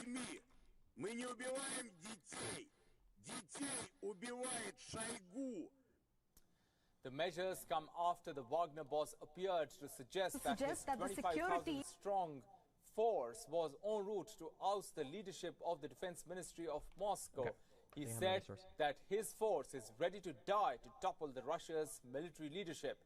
Anti-Kremlin figure Mikhail Khodorkovsky has also come in support of Wagner chief and has urged Russians to support him. Russia accuses mercenary chief Wagner Prigozhin of calling for an armed mutiny. The Wagner boss alleged, without providing evidence, that the military leadership had killed a huge number of his fighters in an airstrike, and he so that's what apparently precipitated all this. Amid growing concerns about the risk of an attack on the capital, Russia's security officials have introduced roadblocks around Moscow, something which is being reported as Kremlin's fortress plan. The plan is rarely used and is intended to repel an attack on security force installations in Moscow. Russian media claims that it implies an emergency gathering of law enforcement personnel and taking control of especially most important objects of the Ministry of Internal Affairs, the Federal Security Service, or the Federal Penitentiary Service. The plan also provides for blockading the buildings of law enforcement agencies and readiness by the forces on duty to repel an external attack. Russia is also blocking Google News inside the country. Several Russian internet service providers are preventing users from accessing Google News, which aggregates news from various sources. Russia block Google? Moscow says that Ukrainian troops are taking advantage of infighting between the Wagner mercenary group and the Russian military to ready an assault near the east Ukraine hotspot. Yeah, this is a huge win for Ukraine. While the White House has said W. that it is monitoring the situation in Moscow. NATO breathes a giant sigh of relief. Let's try this other source that I have on background. It might not be very good, but we'll just give it a go. If Al Jazeera is still on other world news. Biodiversity and critical... Yeah, they're talking about different things. This is on loop, so let's go here. He has been... His intention to cross the border from the Russia-occupied Ukrainian regions in eastern Ukraine, the Donetsk region, into Russian territory, and his intention to go to Moscow, I think it's a little far-fetched. His armed force militia at most has 40 to 50,000 personnel, and I don't think most will be willing to take over the mighty Russian army, which is more than 1 million to 1 million strong, and has almost around 2 million reservists. So that I can't understand. Cannot be just taken over, and a coup cannot be done by a Wagner group kind of an organization. So there are differences, but I think Prigozhin has started becoming a little too overconfident that he can do the needful, whatever. And I'm sure certain Western elements will start imagining that this guy will do what West could not do in terms of toppling the Putin regime. But I think he would eventually be arrested, or something devastating would happen to him, because the Russian internal security forces are pretty well equipped to deal with this kind of situation. So it is important to see. It's interesting how this would have an impact on the Ukraine war, where the Wagner group did play an important role on behalf of the Russian armed forces. So far as Putin's operations in Ukraine is concerned, I don't think it would have a tremendous or a very big impact. But yes, certainly it's a blot. The Wagner group was considered to be very close to Putin. This incident will definitely... Not sure that's it. Not sure that's it, Chad. Неожиданные новости вчера ночью, пока готовился, пока до конца не понял, как к этому относиться, не осознал еще все происходящее, что нужно какое-то время, наверное. Мероприятия некоторые могут отменить, а я на мероприятиях денег делаю. Anyway, they don't know. They don't know. They don't know what to do. They don't care. That's good. They're not like, oh, this is bad, Prigozhin bad, Putin good. They're not saying that. Putin started calling everyone he fucking knows on his saying, "Oh, am I fucked? Am I fucked? Can I please spend night at your house? Because I'm afraid." Putin and Kazakh President Tokayev discussed current events in a telephone conversation. Kassym-Jomart Tokayev noted that the ongoing events are an internal affair of Russia, and constitutional order and the rule of law are basically it's your problem, he said. So nice. Here's the exit from my fucking telephone conversation. So BBC reports that Wagner seized all military facilities in Voronezh, just as they did in Rostov. This is, wow, that's fucked, says the orc woman. Duda ordered the Polish army to be put on high alert. Königsberg, it's time to go home? Question mark. Bro, where am I located? Why are you Dude, yelling? how about you fucking type this? Okay? Fucking read. Okay, I got some content. Take a look at. This is something a bit background. Might help us understand what's going on. Just let me bring it up.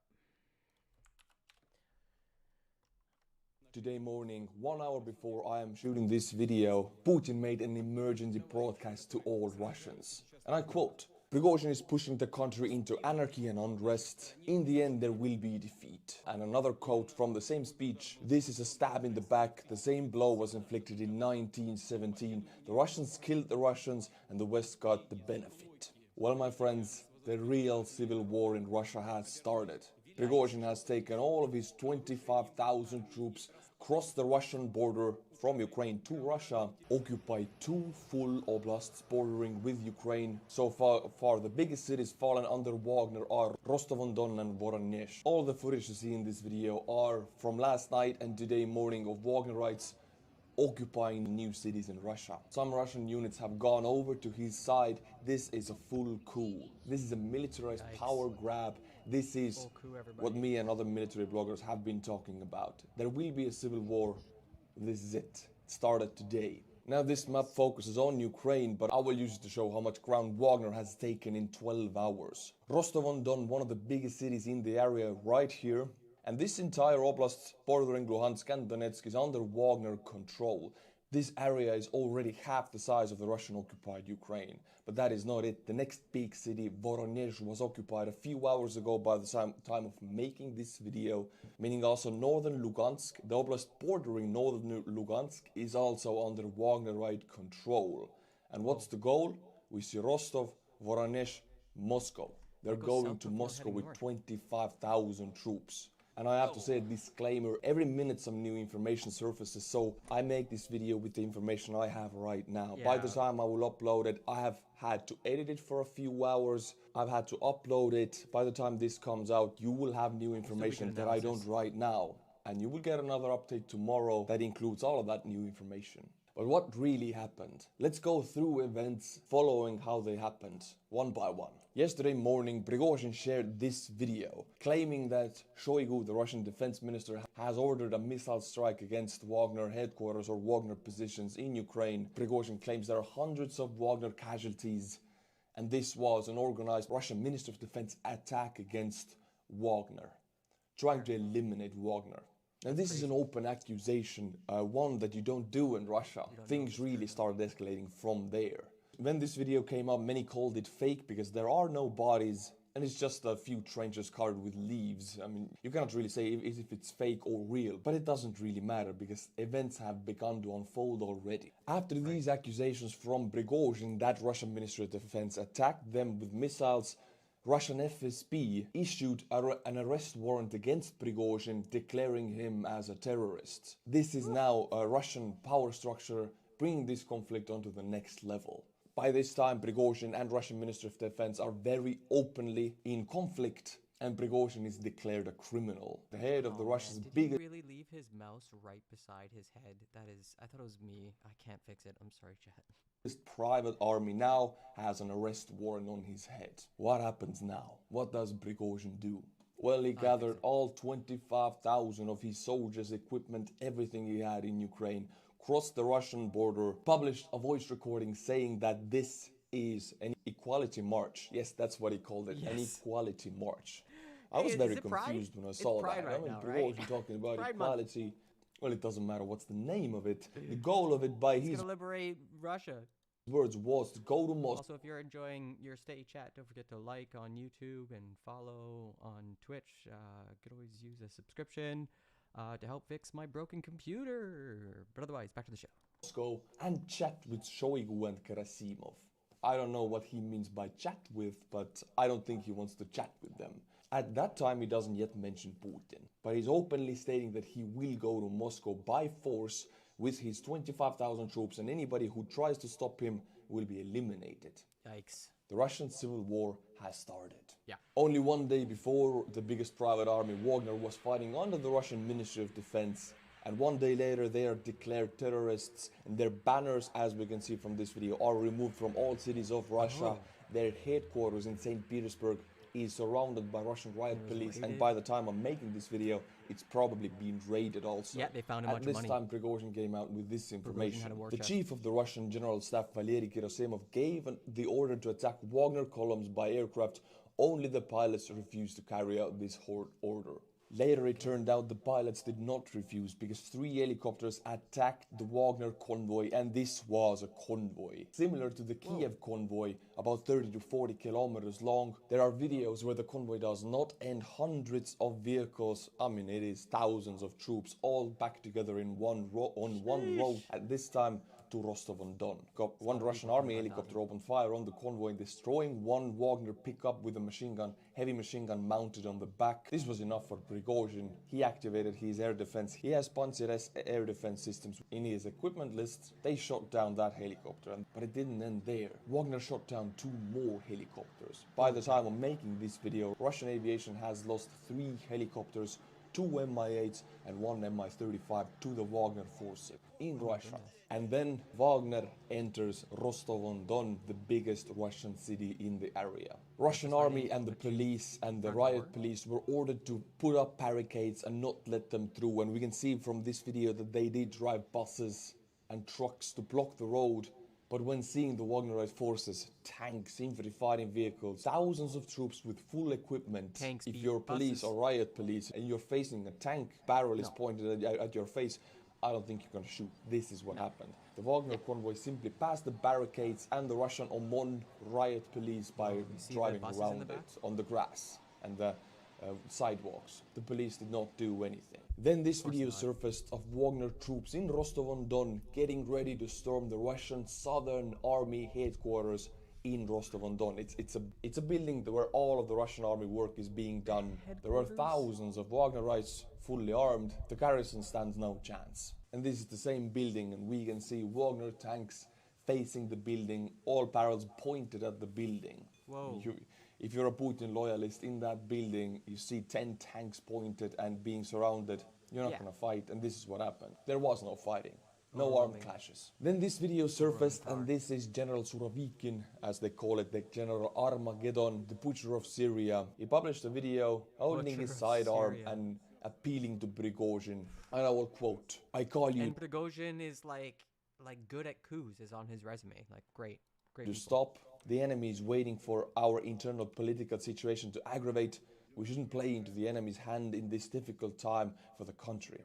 It needs to be done before it's too late. To obey the will and order of the people, elect President of the Russian Federation, stop the columns and return to their permanent positions and places of concentration.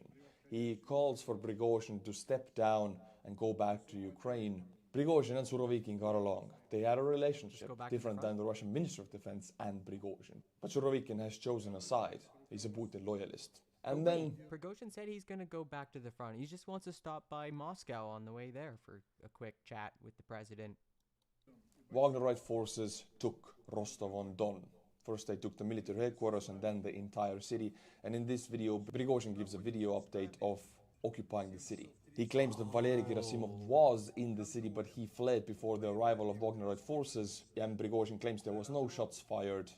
everybody surrendered peacefully. The fighter bomber Telegram channel says that Russian aviation, because the war in Ukraine is going on, Russian aviation from Rostov airfield has been allowed to continue their military operations. Only every helicopter has to have a Wagner operative on the board to make sure they're not attacking the Wagner convoys. So now Wagner is making sure the war in Ukraine continues and the war in Russia continues, but according to their terms. Again, this is the city of Rostov-on-Don. This was the first one to be taken. It's the biggest city in the area, and the big road, the big highway leads north, as you can see.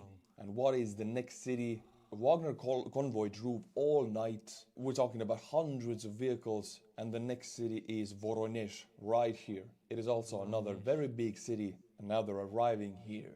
Voronezh, as you can see, is one of the biggest cities in the way to Moscow. If they take this city, the road to Moscow is open. But this is where the clashes started. Now we're getting reports of first firefights between Russian Ministry of Defense forces and Wagner forces. In Russia, everybody calls the Wagnerites the musicians, because Wagner was a composer, as everybody knows. Well, they say the musicians have arrived in Voronezh. About 2 to 3 hours after arriving to Voronezh, Prigozhin stated that they have taken control of every important building in Voronezh, the police stations, the hospitals, the military facilities, and Voronezh as a city is under Wagnerite control with the surrounding areas. There were firefights, clashes. It didn't go as Rostov-on-Don did. In this photo, you can see the first Russian fire bomber attack against Wagnerite convoys. They say it was a Russian plane bomb, Fab 500, and it was dropped on a highway that the Wagner convoy was riding on. That happened after Voronezh. And in this video, you can see a huge Wagnerite convoy on their way to Moscow after taking Voronezh. They're acting extremely fast. We're talking 2 oblasts in 12 hours and now already driving onto Voronezh, and they're doing that with 25,000 forces. In this real timeline, now we have catched up to, by the time I'm making this video, and 1 hour ago Putin made an emergency speech. Let's watch the most important parts about it. And therefore the actions that split our unity are apostasy from our people, from our comrades in arms, who are now fighting at the front. This is a stab in the back for our country and our people. Yikes. It was such a strike that was dealt to Russia in 1917 when the country waged the First World War. Well, he compares Wagner with Lenin right now, because in 1917 Lenin was the head of the power grab, and then the Soviet Union. And then the Soviet Union started. Oops. I mean, if he really means that comparison, then he is doomed. Then he is the Tsar. And Lenin is coming to eliminate the entire family. And as much as I'm seeing right now, it sure looks like it. Some very juicy information came out after this speech. We'll get to it. I like juicy information. But the victory was stolen. Intrigues, squabbles, politicking behind the backs of the army, and the people turned into the greatest shock. The destruction of the army and the collapse of the state, loss of vast territories. As a result, the strategy of the civil war, Russians killed Russians, brothers killed brothers. And various political adventurers and foreign forces who divided the country and tore it apart benefited. We won't let this happen again. We will protect our state and people from any threats. It's too late. Including from internal betrayal. What we are facing is betrayal. Exorbitant, ambitious and personal interests led to treason. Treason to their country and their people, and to the battle of which the Wagner fighters and commanders fought and died side by side with our other units. Heroes who liberated Soledar and Bakhmut cities and towns of Donbass. Putin is angry. You can see it. He wasn't ready for this, because he was living in his illusion bubble, in his delusions, because no real information was getting to him. Now, a man who is present on the battlefield always, Prigozhin, is coming for him. Prigozhin is no man who joke. He's a cruel man, and I can see that Putin is afraid of him. The speech continues. They fought and died for Novorossiya and the unity of the Russian world. Their name and glory were also betrayed by those who were trying to organize a rebellion. Pushes the country to anarchy and fratricide. Fratricide. To defeat as a result and to surrender. I repeat, any internal turmoil is a deadly threat to our statehood. For us, as a nation, this is a strike on Russia, our people. And our actions to protect against such a threat will be harsh. All who deliberately took path of betrayal, who prepared an armed rebellion, embarked on the path of blackmail and terrorist methods, will suffer inevitable punishment. Yikes. They will answer both before the law and before our people. The armed forces and other state bodies receive the necessary orders. So now Putin is saying there is no talk, we will eliminate these terrorists. That's it. He goes directly against Prigozhin. He has not mentioned Prigozhin once and he will not. But this is the most direct talk about Prigozhin we get from Putin throughout this war. And he has picked a side. There is no mediating. He's with the Russian Ministry of Defense, and the Russian Ministry of Defense is with Putin, and they're fighting against Wagner. It's official. Additional anti-terrorist measures are now being introduced in Moscow, the Moscow region, and a number of other regions. Decisive actions will also be taken to stabilize the situation in Rostov-on-Don. The situation remains difficult. In fact, the work of civil and military authorities is blocked. Well, other way to say this is we have lost two oblasts bordering Ukraine to Wagner forces in 12 hours. As president and supreme commander of Russia, and as a citizen of Russia, I will do everything to defend the country. Protect the constitutional order, life and security, freedom of citizens. Freedom. I can't take this seriously. Freedom! The one who organized and prepared a military rebellion, who raised arms, he says the one who organized. He doesn't say Prigozhin. He doesn't even want to give him platform or name. He doesn't want to give millions of Russians who are watching this the name. They don't want them to hear his name even. Wow. Because he knows people will go to Prigozhin's side because he's a man from the street. He's a thug. Everybody can identify with him in Russia. Putin lives in his high castle, disconnected from the people. He knows he will lose this battle. Who raised arms against his comrades in arms betrayed Russia. And they will answer for it. And I urge those who are being dragged into this crime not to make a fatal, tragic mistake. And make the only right choice, stop participating in criminal activities. I believe that we will save and preserve that what is dear and sacred to us.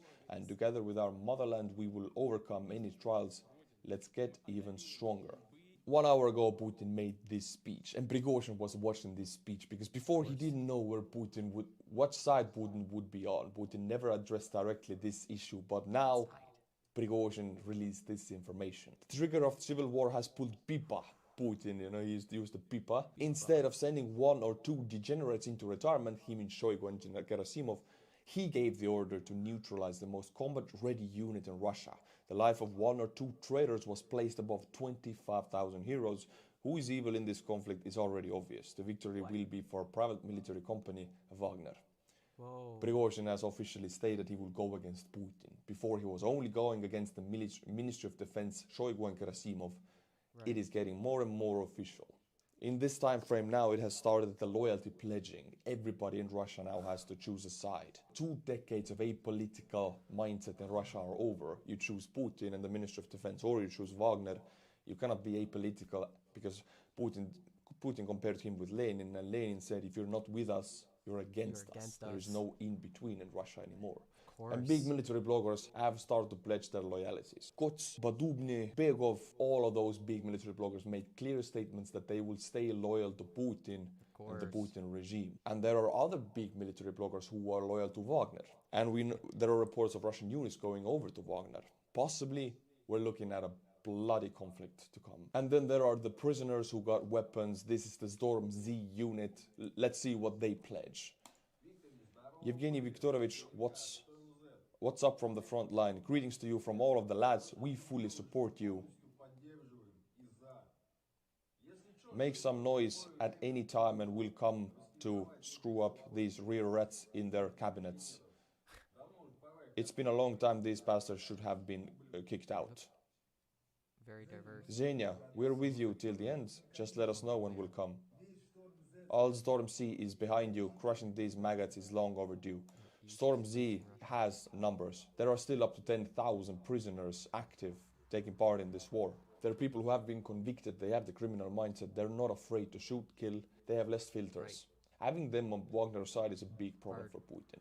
And this is not the only units. Many units have pledged loyalties to Wagner and many units have pledged loyalties to Putin.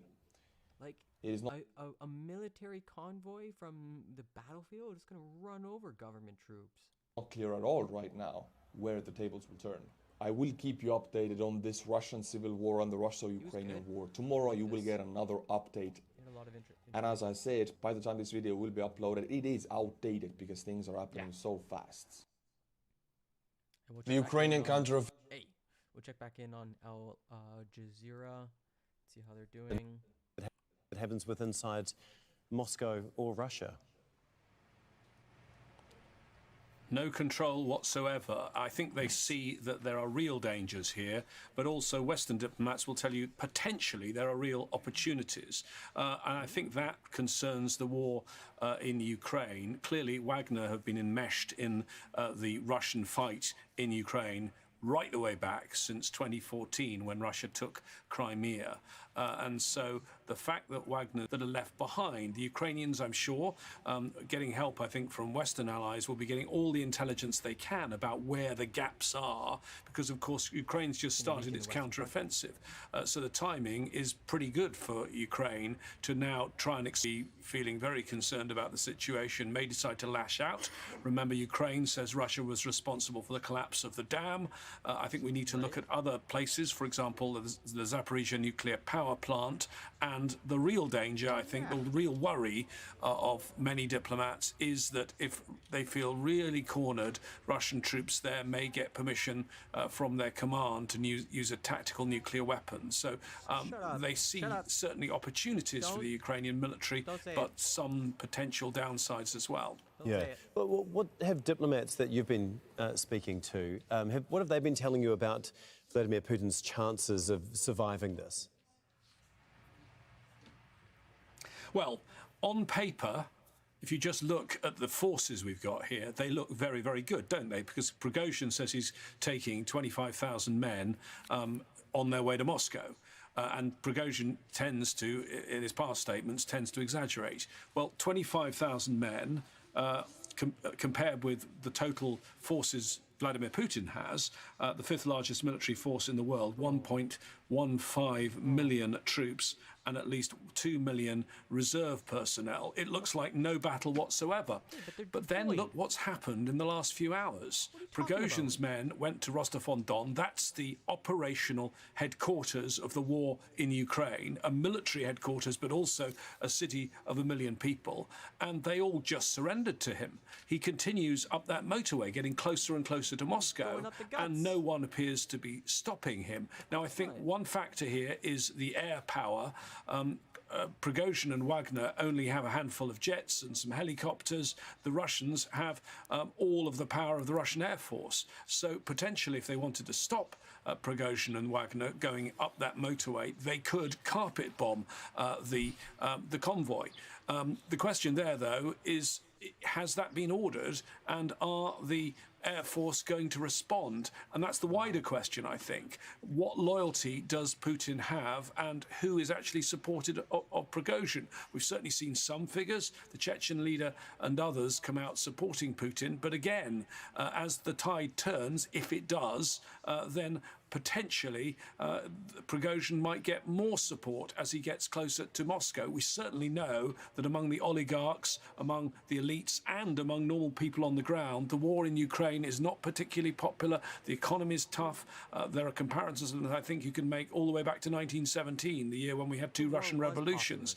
Then there was very, very great economic hardship, and we were in the middle of World War I. Most diplomats I'm speaking to think Putin still, in the end, is going to prevail. But one thing is shot for good, I think, for Putin, and that's the aura of power and control and invincibility that he's had all along. All diplomats I'm speaking to remain deeply concerned because there is a real instability here as this convoy gets closer to Moscow. And remember that Russia has more nuclear weapons than any other nation on Earth, more even than the US, almost 6,000 nuclear weapons. It does feel like a very precarious position at this point in time. Just in regards to the mercenary group Wagner, how is this going to impact some of the countries in Africa and the Middle East where Wagner is operating? they've had tentacles all over the place. There are lots and lots of Wagner operations that have been going on, but in terms of the sort of active military operations, Wagner have been operating in Syria, but they've also been operating a lot in Africa, Libya, Central African Republic. We're not sure entirely what they're doing still in Sudan, but certainly there they were helping the RSF there and benefiting with control of the gold mines. But I think the place I'd look right now is Mali, because Mali, the Malian government made an important decision just over a week ago and kicked the UN peacekeepers out of Mali. The UN is desperately trying to come up with a plan for their withdrawal, and that has to be agreed by Thursday when they have to come up with a new Security Council resolution, because you're not going to get the 1,300 peacekeepers out. French 24 has usually some pretty good coverage. We're going to check that out.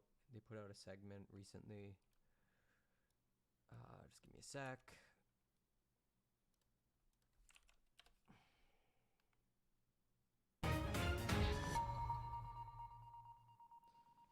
Two hours ago.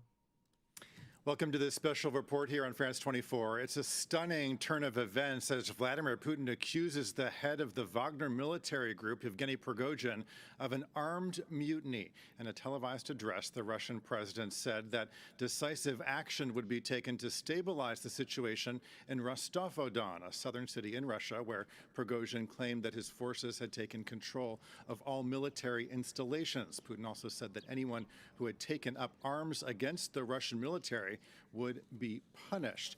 And for our special coverage on this story, we're joined by our Kyiv correspondent Gulliver Craig. Our former Moscow correspondent Nick Holdsworth will also join the conversation. We also have standing by Paul Villay, an associate fellow at the Geneva Center for Security Policy, and our international affairs editor Oliver Ferry joins me here on set. Thanks to all of you for joining us. Before we get to all of you, let's take a listen to what Vladimir Putin had to say a bit earlier today. I'm addressing the citizens of Russia, our armed forces, the personnel in law enforcement and special forces, all of those fighting on the front and who are fighting the enemy today. We've heard this translated a few times. We're going to skip through it.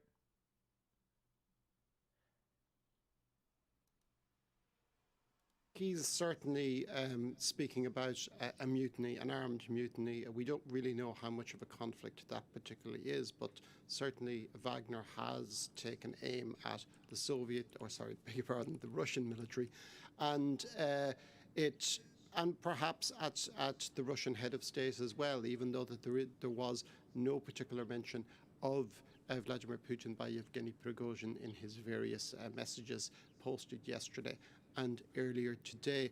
However, there are a number of interesting things which Putin says. He refers to 1917 with regard to being stabbed in the back, and that is sort of quite telling in itself. Putin has always had a fairly ambiguous relationship with Russia's Soviet past. He doesn't speak particularly well always of the likes of Lenin or Stalin, for instance, but he also keeps a lid on criticism of them within Russian civil society. He is, of course, a former state agent of the Soviet Union as well. Yeah, but he refers to in 1917, for instance, Russia lost many parts of its land, its holdings, and by that I presume he's referring to Finland and the Baltics. Finland, of course, remained an independent state all the way through then. The Baltics, the Soviet Union got back after the Second World War, but these are very much in line with what his rhetoric in Ukraine. It's about Soviet lands abroad, or about former Soviet lands abroad, which he would consider Russian. Of course, Ukraine is considered Russian in the eyes of Vladimir Putin. Okay, let's cross now to our Kyiv correspondent, Gulliver Craig. Gulliver, what kind of reaction has there been in Ukraine to these developments with the Wagner military group today in Russia? Excitement, mirth, and lots of speculation about how it might play out. But certainly Ukraine is very excited about these developments. The latest joke I've heard is everyone was saying that the Ukrainian counteroffensive would happen in the most strong way in the place we'd least expect. But did anyone actually expect that it would be Rostov-on-Don? People are seeing this as to Ukraine's advantage, no matter how it plays out. And that's not just ordinary Ukrainians. It seems to be a pretty much unanimous reaction from the Ukrainian leadership as well, with Volodymyr Zelensky, the president, also chiming in on Telegram, saying that what's happening today is part of the process of the disintegration of the Russian Federation and a natural result of Vladimir Putin having made such a terrible blunder of launching unprovoked his full-scale invasion of Ukraine. I was just listening to Alexei Danilov, head of Ukraine's National Security and Defense Council, on the radio, who was almost crowing, saying that he predicted that something like this would happen, that he had actually said on the 24th of February 2022, apparently when that invasion started, that this is the start of the process of the disintegration of the Russian Federation. A lot of Ukrainians seem to believe that this could go very far indeed. There are some voices of reason, if you want to call them that, saying though that perhaps this will just be the first of several blows that will weaken Vladimir Putin's power, but that he'll survive this one and relatively easily gain some respite, perhaps eliminate Yevgeny Prigozhin. I mean, who knows how it's going to play out? People weren't predicting 2 days ago when Yevgeny Prigozhin already started making some pretty harsh statements against the Russian military leadership that it would come to this as quickly as it has.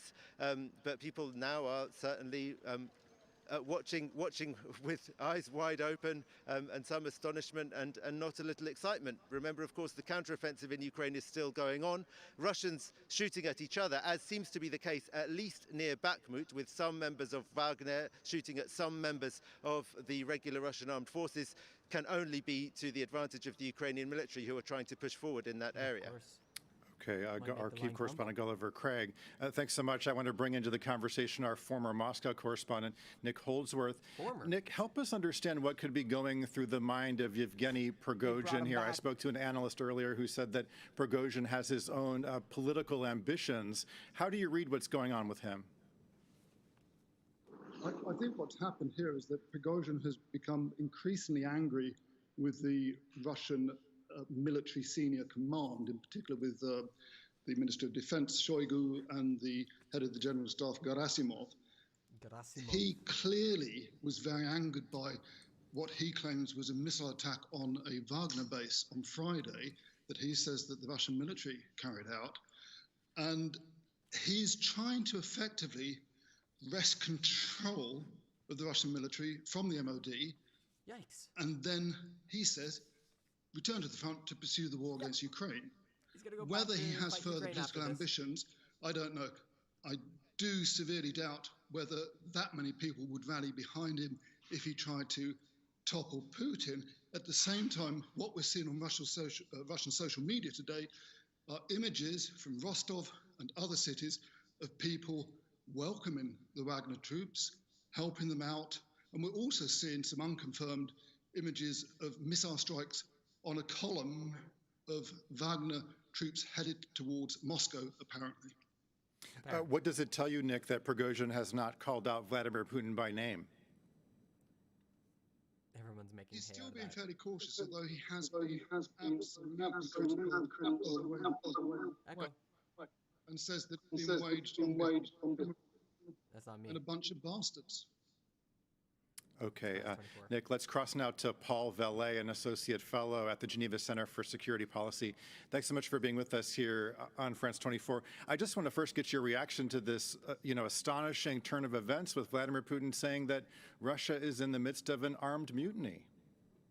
Totally astonishing set of events. And the fact is that we're getting so many evolutions almost hour by hour.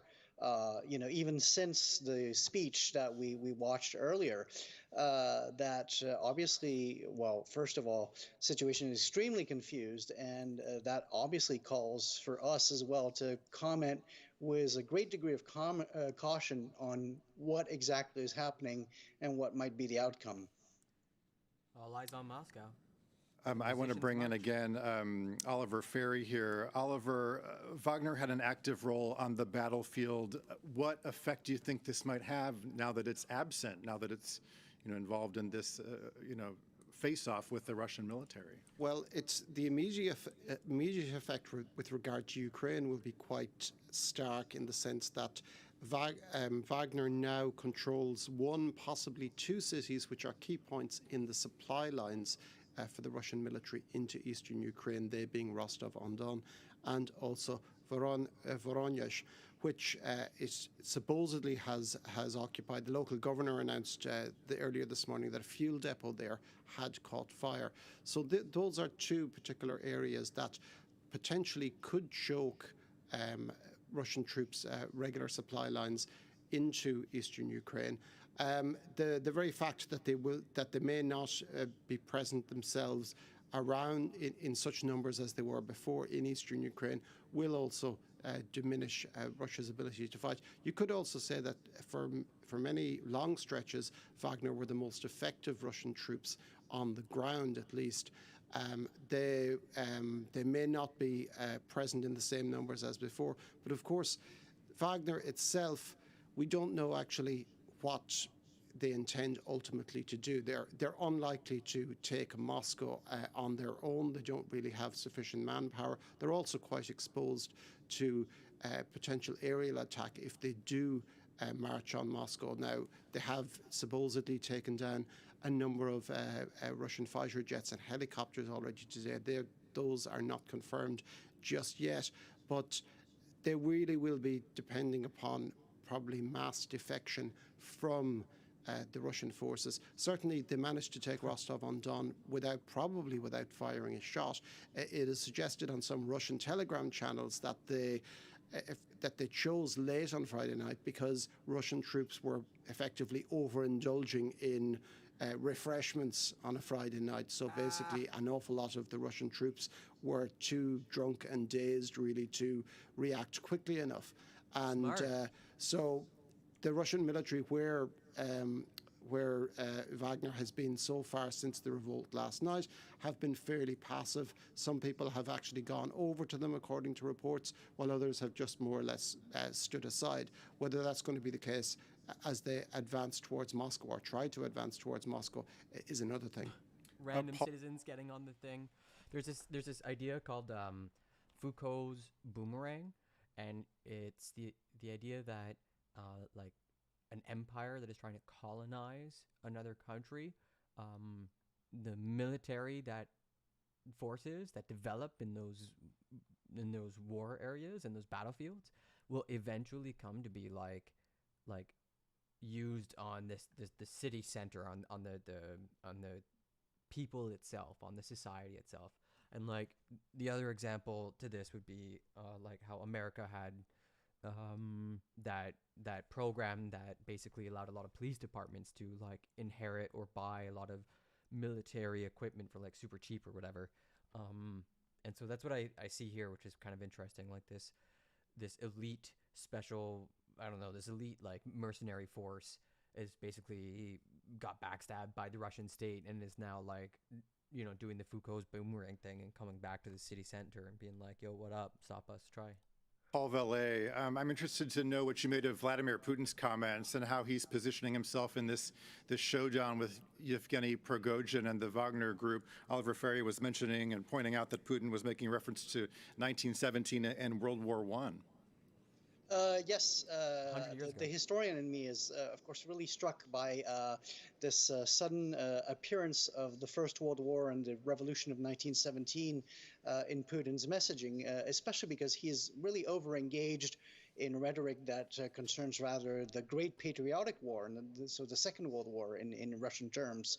And that has been so much core to his worldview as well as to his messages in support of his invasion of Ukraine. So, of course, to return to the situation of 1917 in this situation, of course, is a stark reminder. I think Nick Holsworth was pointing out, very correctly, this very ambiguous relationship that Putin has with the Marxist-Leninist revolution in 1917. He was a servant of that state to the last, to 1991, and that is something that he has sort of a love-hate relationship with. And naturally, this is a scenario that well, some people had speculated about when they were considering the rot setting into the Russian state during, this past year and a half or so, that, a military defeat in Russian history has often heralded some important and difficult political troubles and perhaps a civil war. So this seems to be a little bit of a repetition of some of the troubles. Though it has to be said, I mean, obviously, if you were to compare the situation with that of February 1917, I should think then the forces of the Russian Imperial Army were far more exhausted by their 3 years of very hard fighting and several defeats at the hands of the Imperial Germans and Austro-Hungarians. This followed, of course, 10 years earlier. Okay. Don't know if I can do the history. Let's try this. I'm going to switch it up. Okay, so I'm going to read a thing or two. I'm starting to run out of video feeds that are actually giving us new information, but this is an update from BBC News, so let's see what's going on. Is this a coup? What is Prigozhin doing in Russia? Just make this bigger for you. It's by Paul Kirby, BBC News. This is a defining moment in Russia's 16-month full-scale war in Ukraine and potentially a challenge to Vladimir Putin's grip on power. The Russian leader has accused Wagner mercenary boss Yevgeny Prigozhin of treason, embarking on an armed rebellion and a stab in the back of our country. One of Russia's most important figures, Prigozhin says his aim is, quote, not a military coup, but a march for justice, chat. He's here for justice. He's on the side of truth and peace, everybody. What is happening with the Wagner Group? For months, Prigozhin has played a vital role in Russia's military campaign in Ukraine, recruiting thousands to his Wagner mercenary group, especially from Russian jails. That's how you know they're such good fighters. They got the fighting spirit. He has long been in an open feud with the military chiefs running the war, but that has now turned into a revolt as they try to bring his forces under their command structure. Wagner forces have crossed from occupied eastern Ukraine into the big southern Russian city of Rostov-on-Don and claim to have taken control of the city and its military facilities, such as the Eastern Headquarters. Or the headquarters for the Eastern War? I don't know what that means, what the East means there, because it's on the west side of Russia. President Putin says the situation is difficult, but has promised to do everything to defend Russia. And the question we care about, is this a coup? All claims of a military coup are absurd, claims Prigozhin. It's just doing all the things that we would describe a coup as, no-fly zone and military force taking over the... Okay. But what began as a no-holds-barred row over the military's failure to supply his mercenaries with sufficient kit and ammunition has now spilled over into a direct challenge to the two men in charge of prosecuting the war, Defense Minister Sergei Shoigu and Armed Forces Chief Valery Gerasimov. And I'm pretty sure, one of the big asks that Wagner was making, that Prigozhin was making, was, I can't stand these guys. They don't know what's going on in the ground. They're just pushing papers in front of Putin, and they're lying to him. They're deceiving him. I'm here to speak truth to power and get rid of these terrible top brass, and I'm man of the people, everybody. Just let me talk to Putin. And I guess that did not go over well.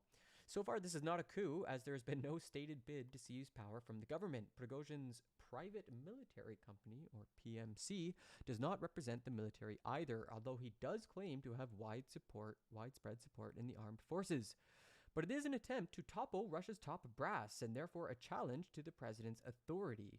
And even though it was Russia's leader who allowed Prigozhin to develop his rival force, he clearly has no control of him anymore.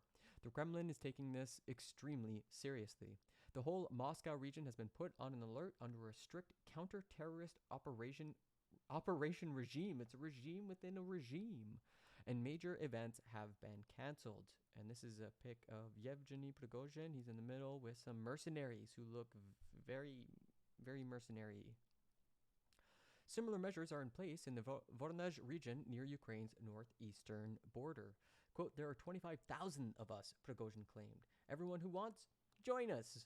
That is not enough to threaten the president, but it is a challenge to the military leadership.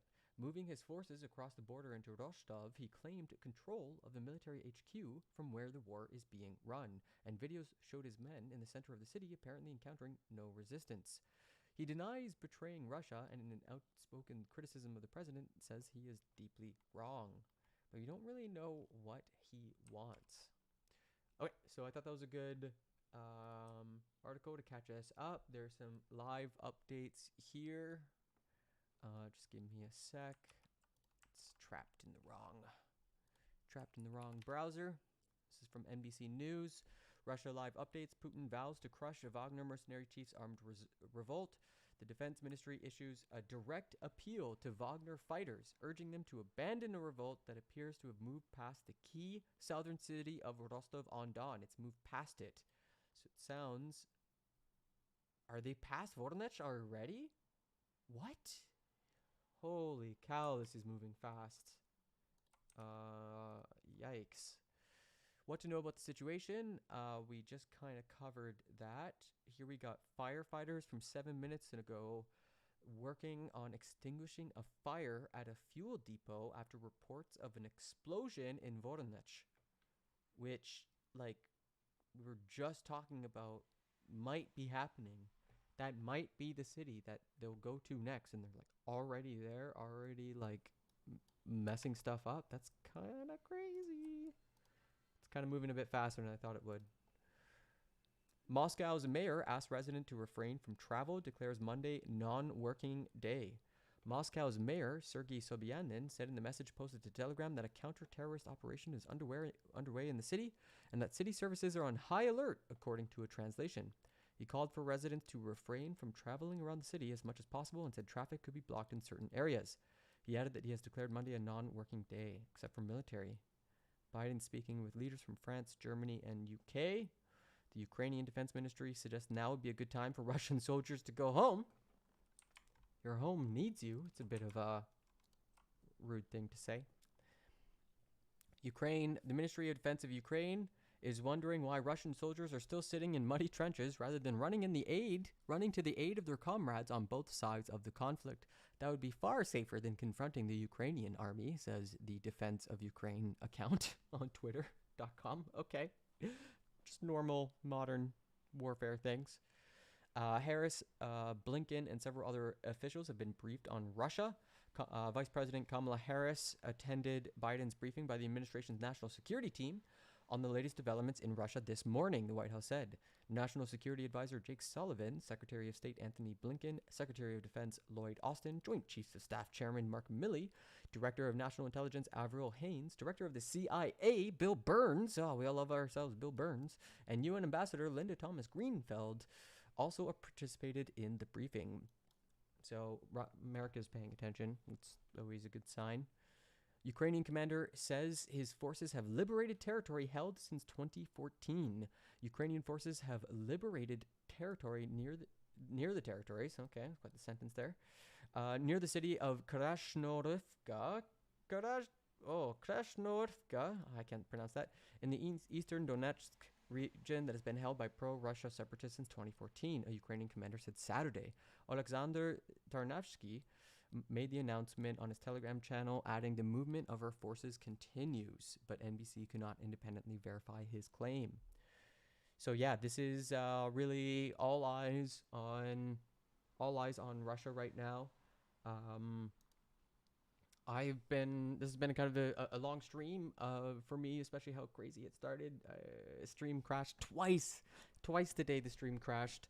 But this is a pretty crazy historic moment, so I'm going to try to be here again live tomorrow, probably 9 a.m., but I didn't have my stuff together, so that's why it was like 10 a.m.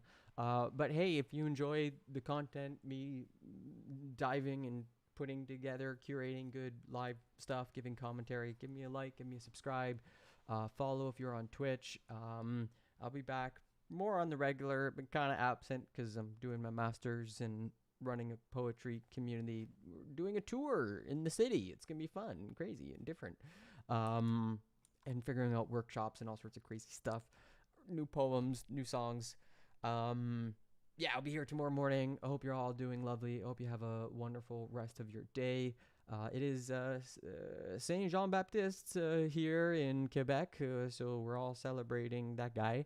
I'm actually gonna go write this paper that's supposed to be 100 pages long. That I'm terrified of.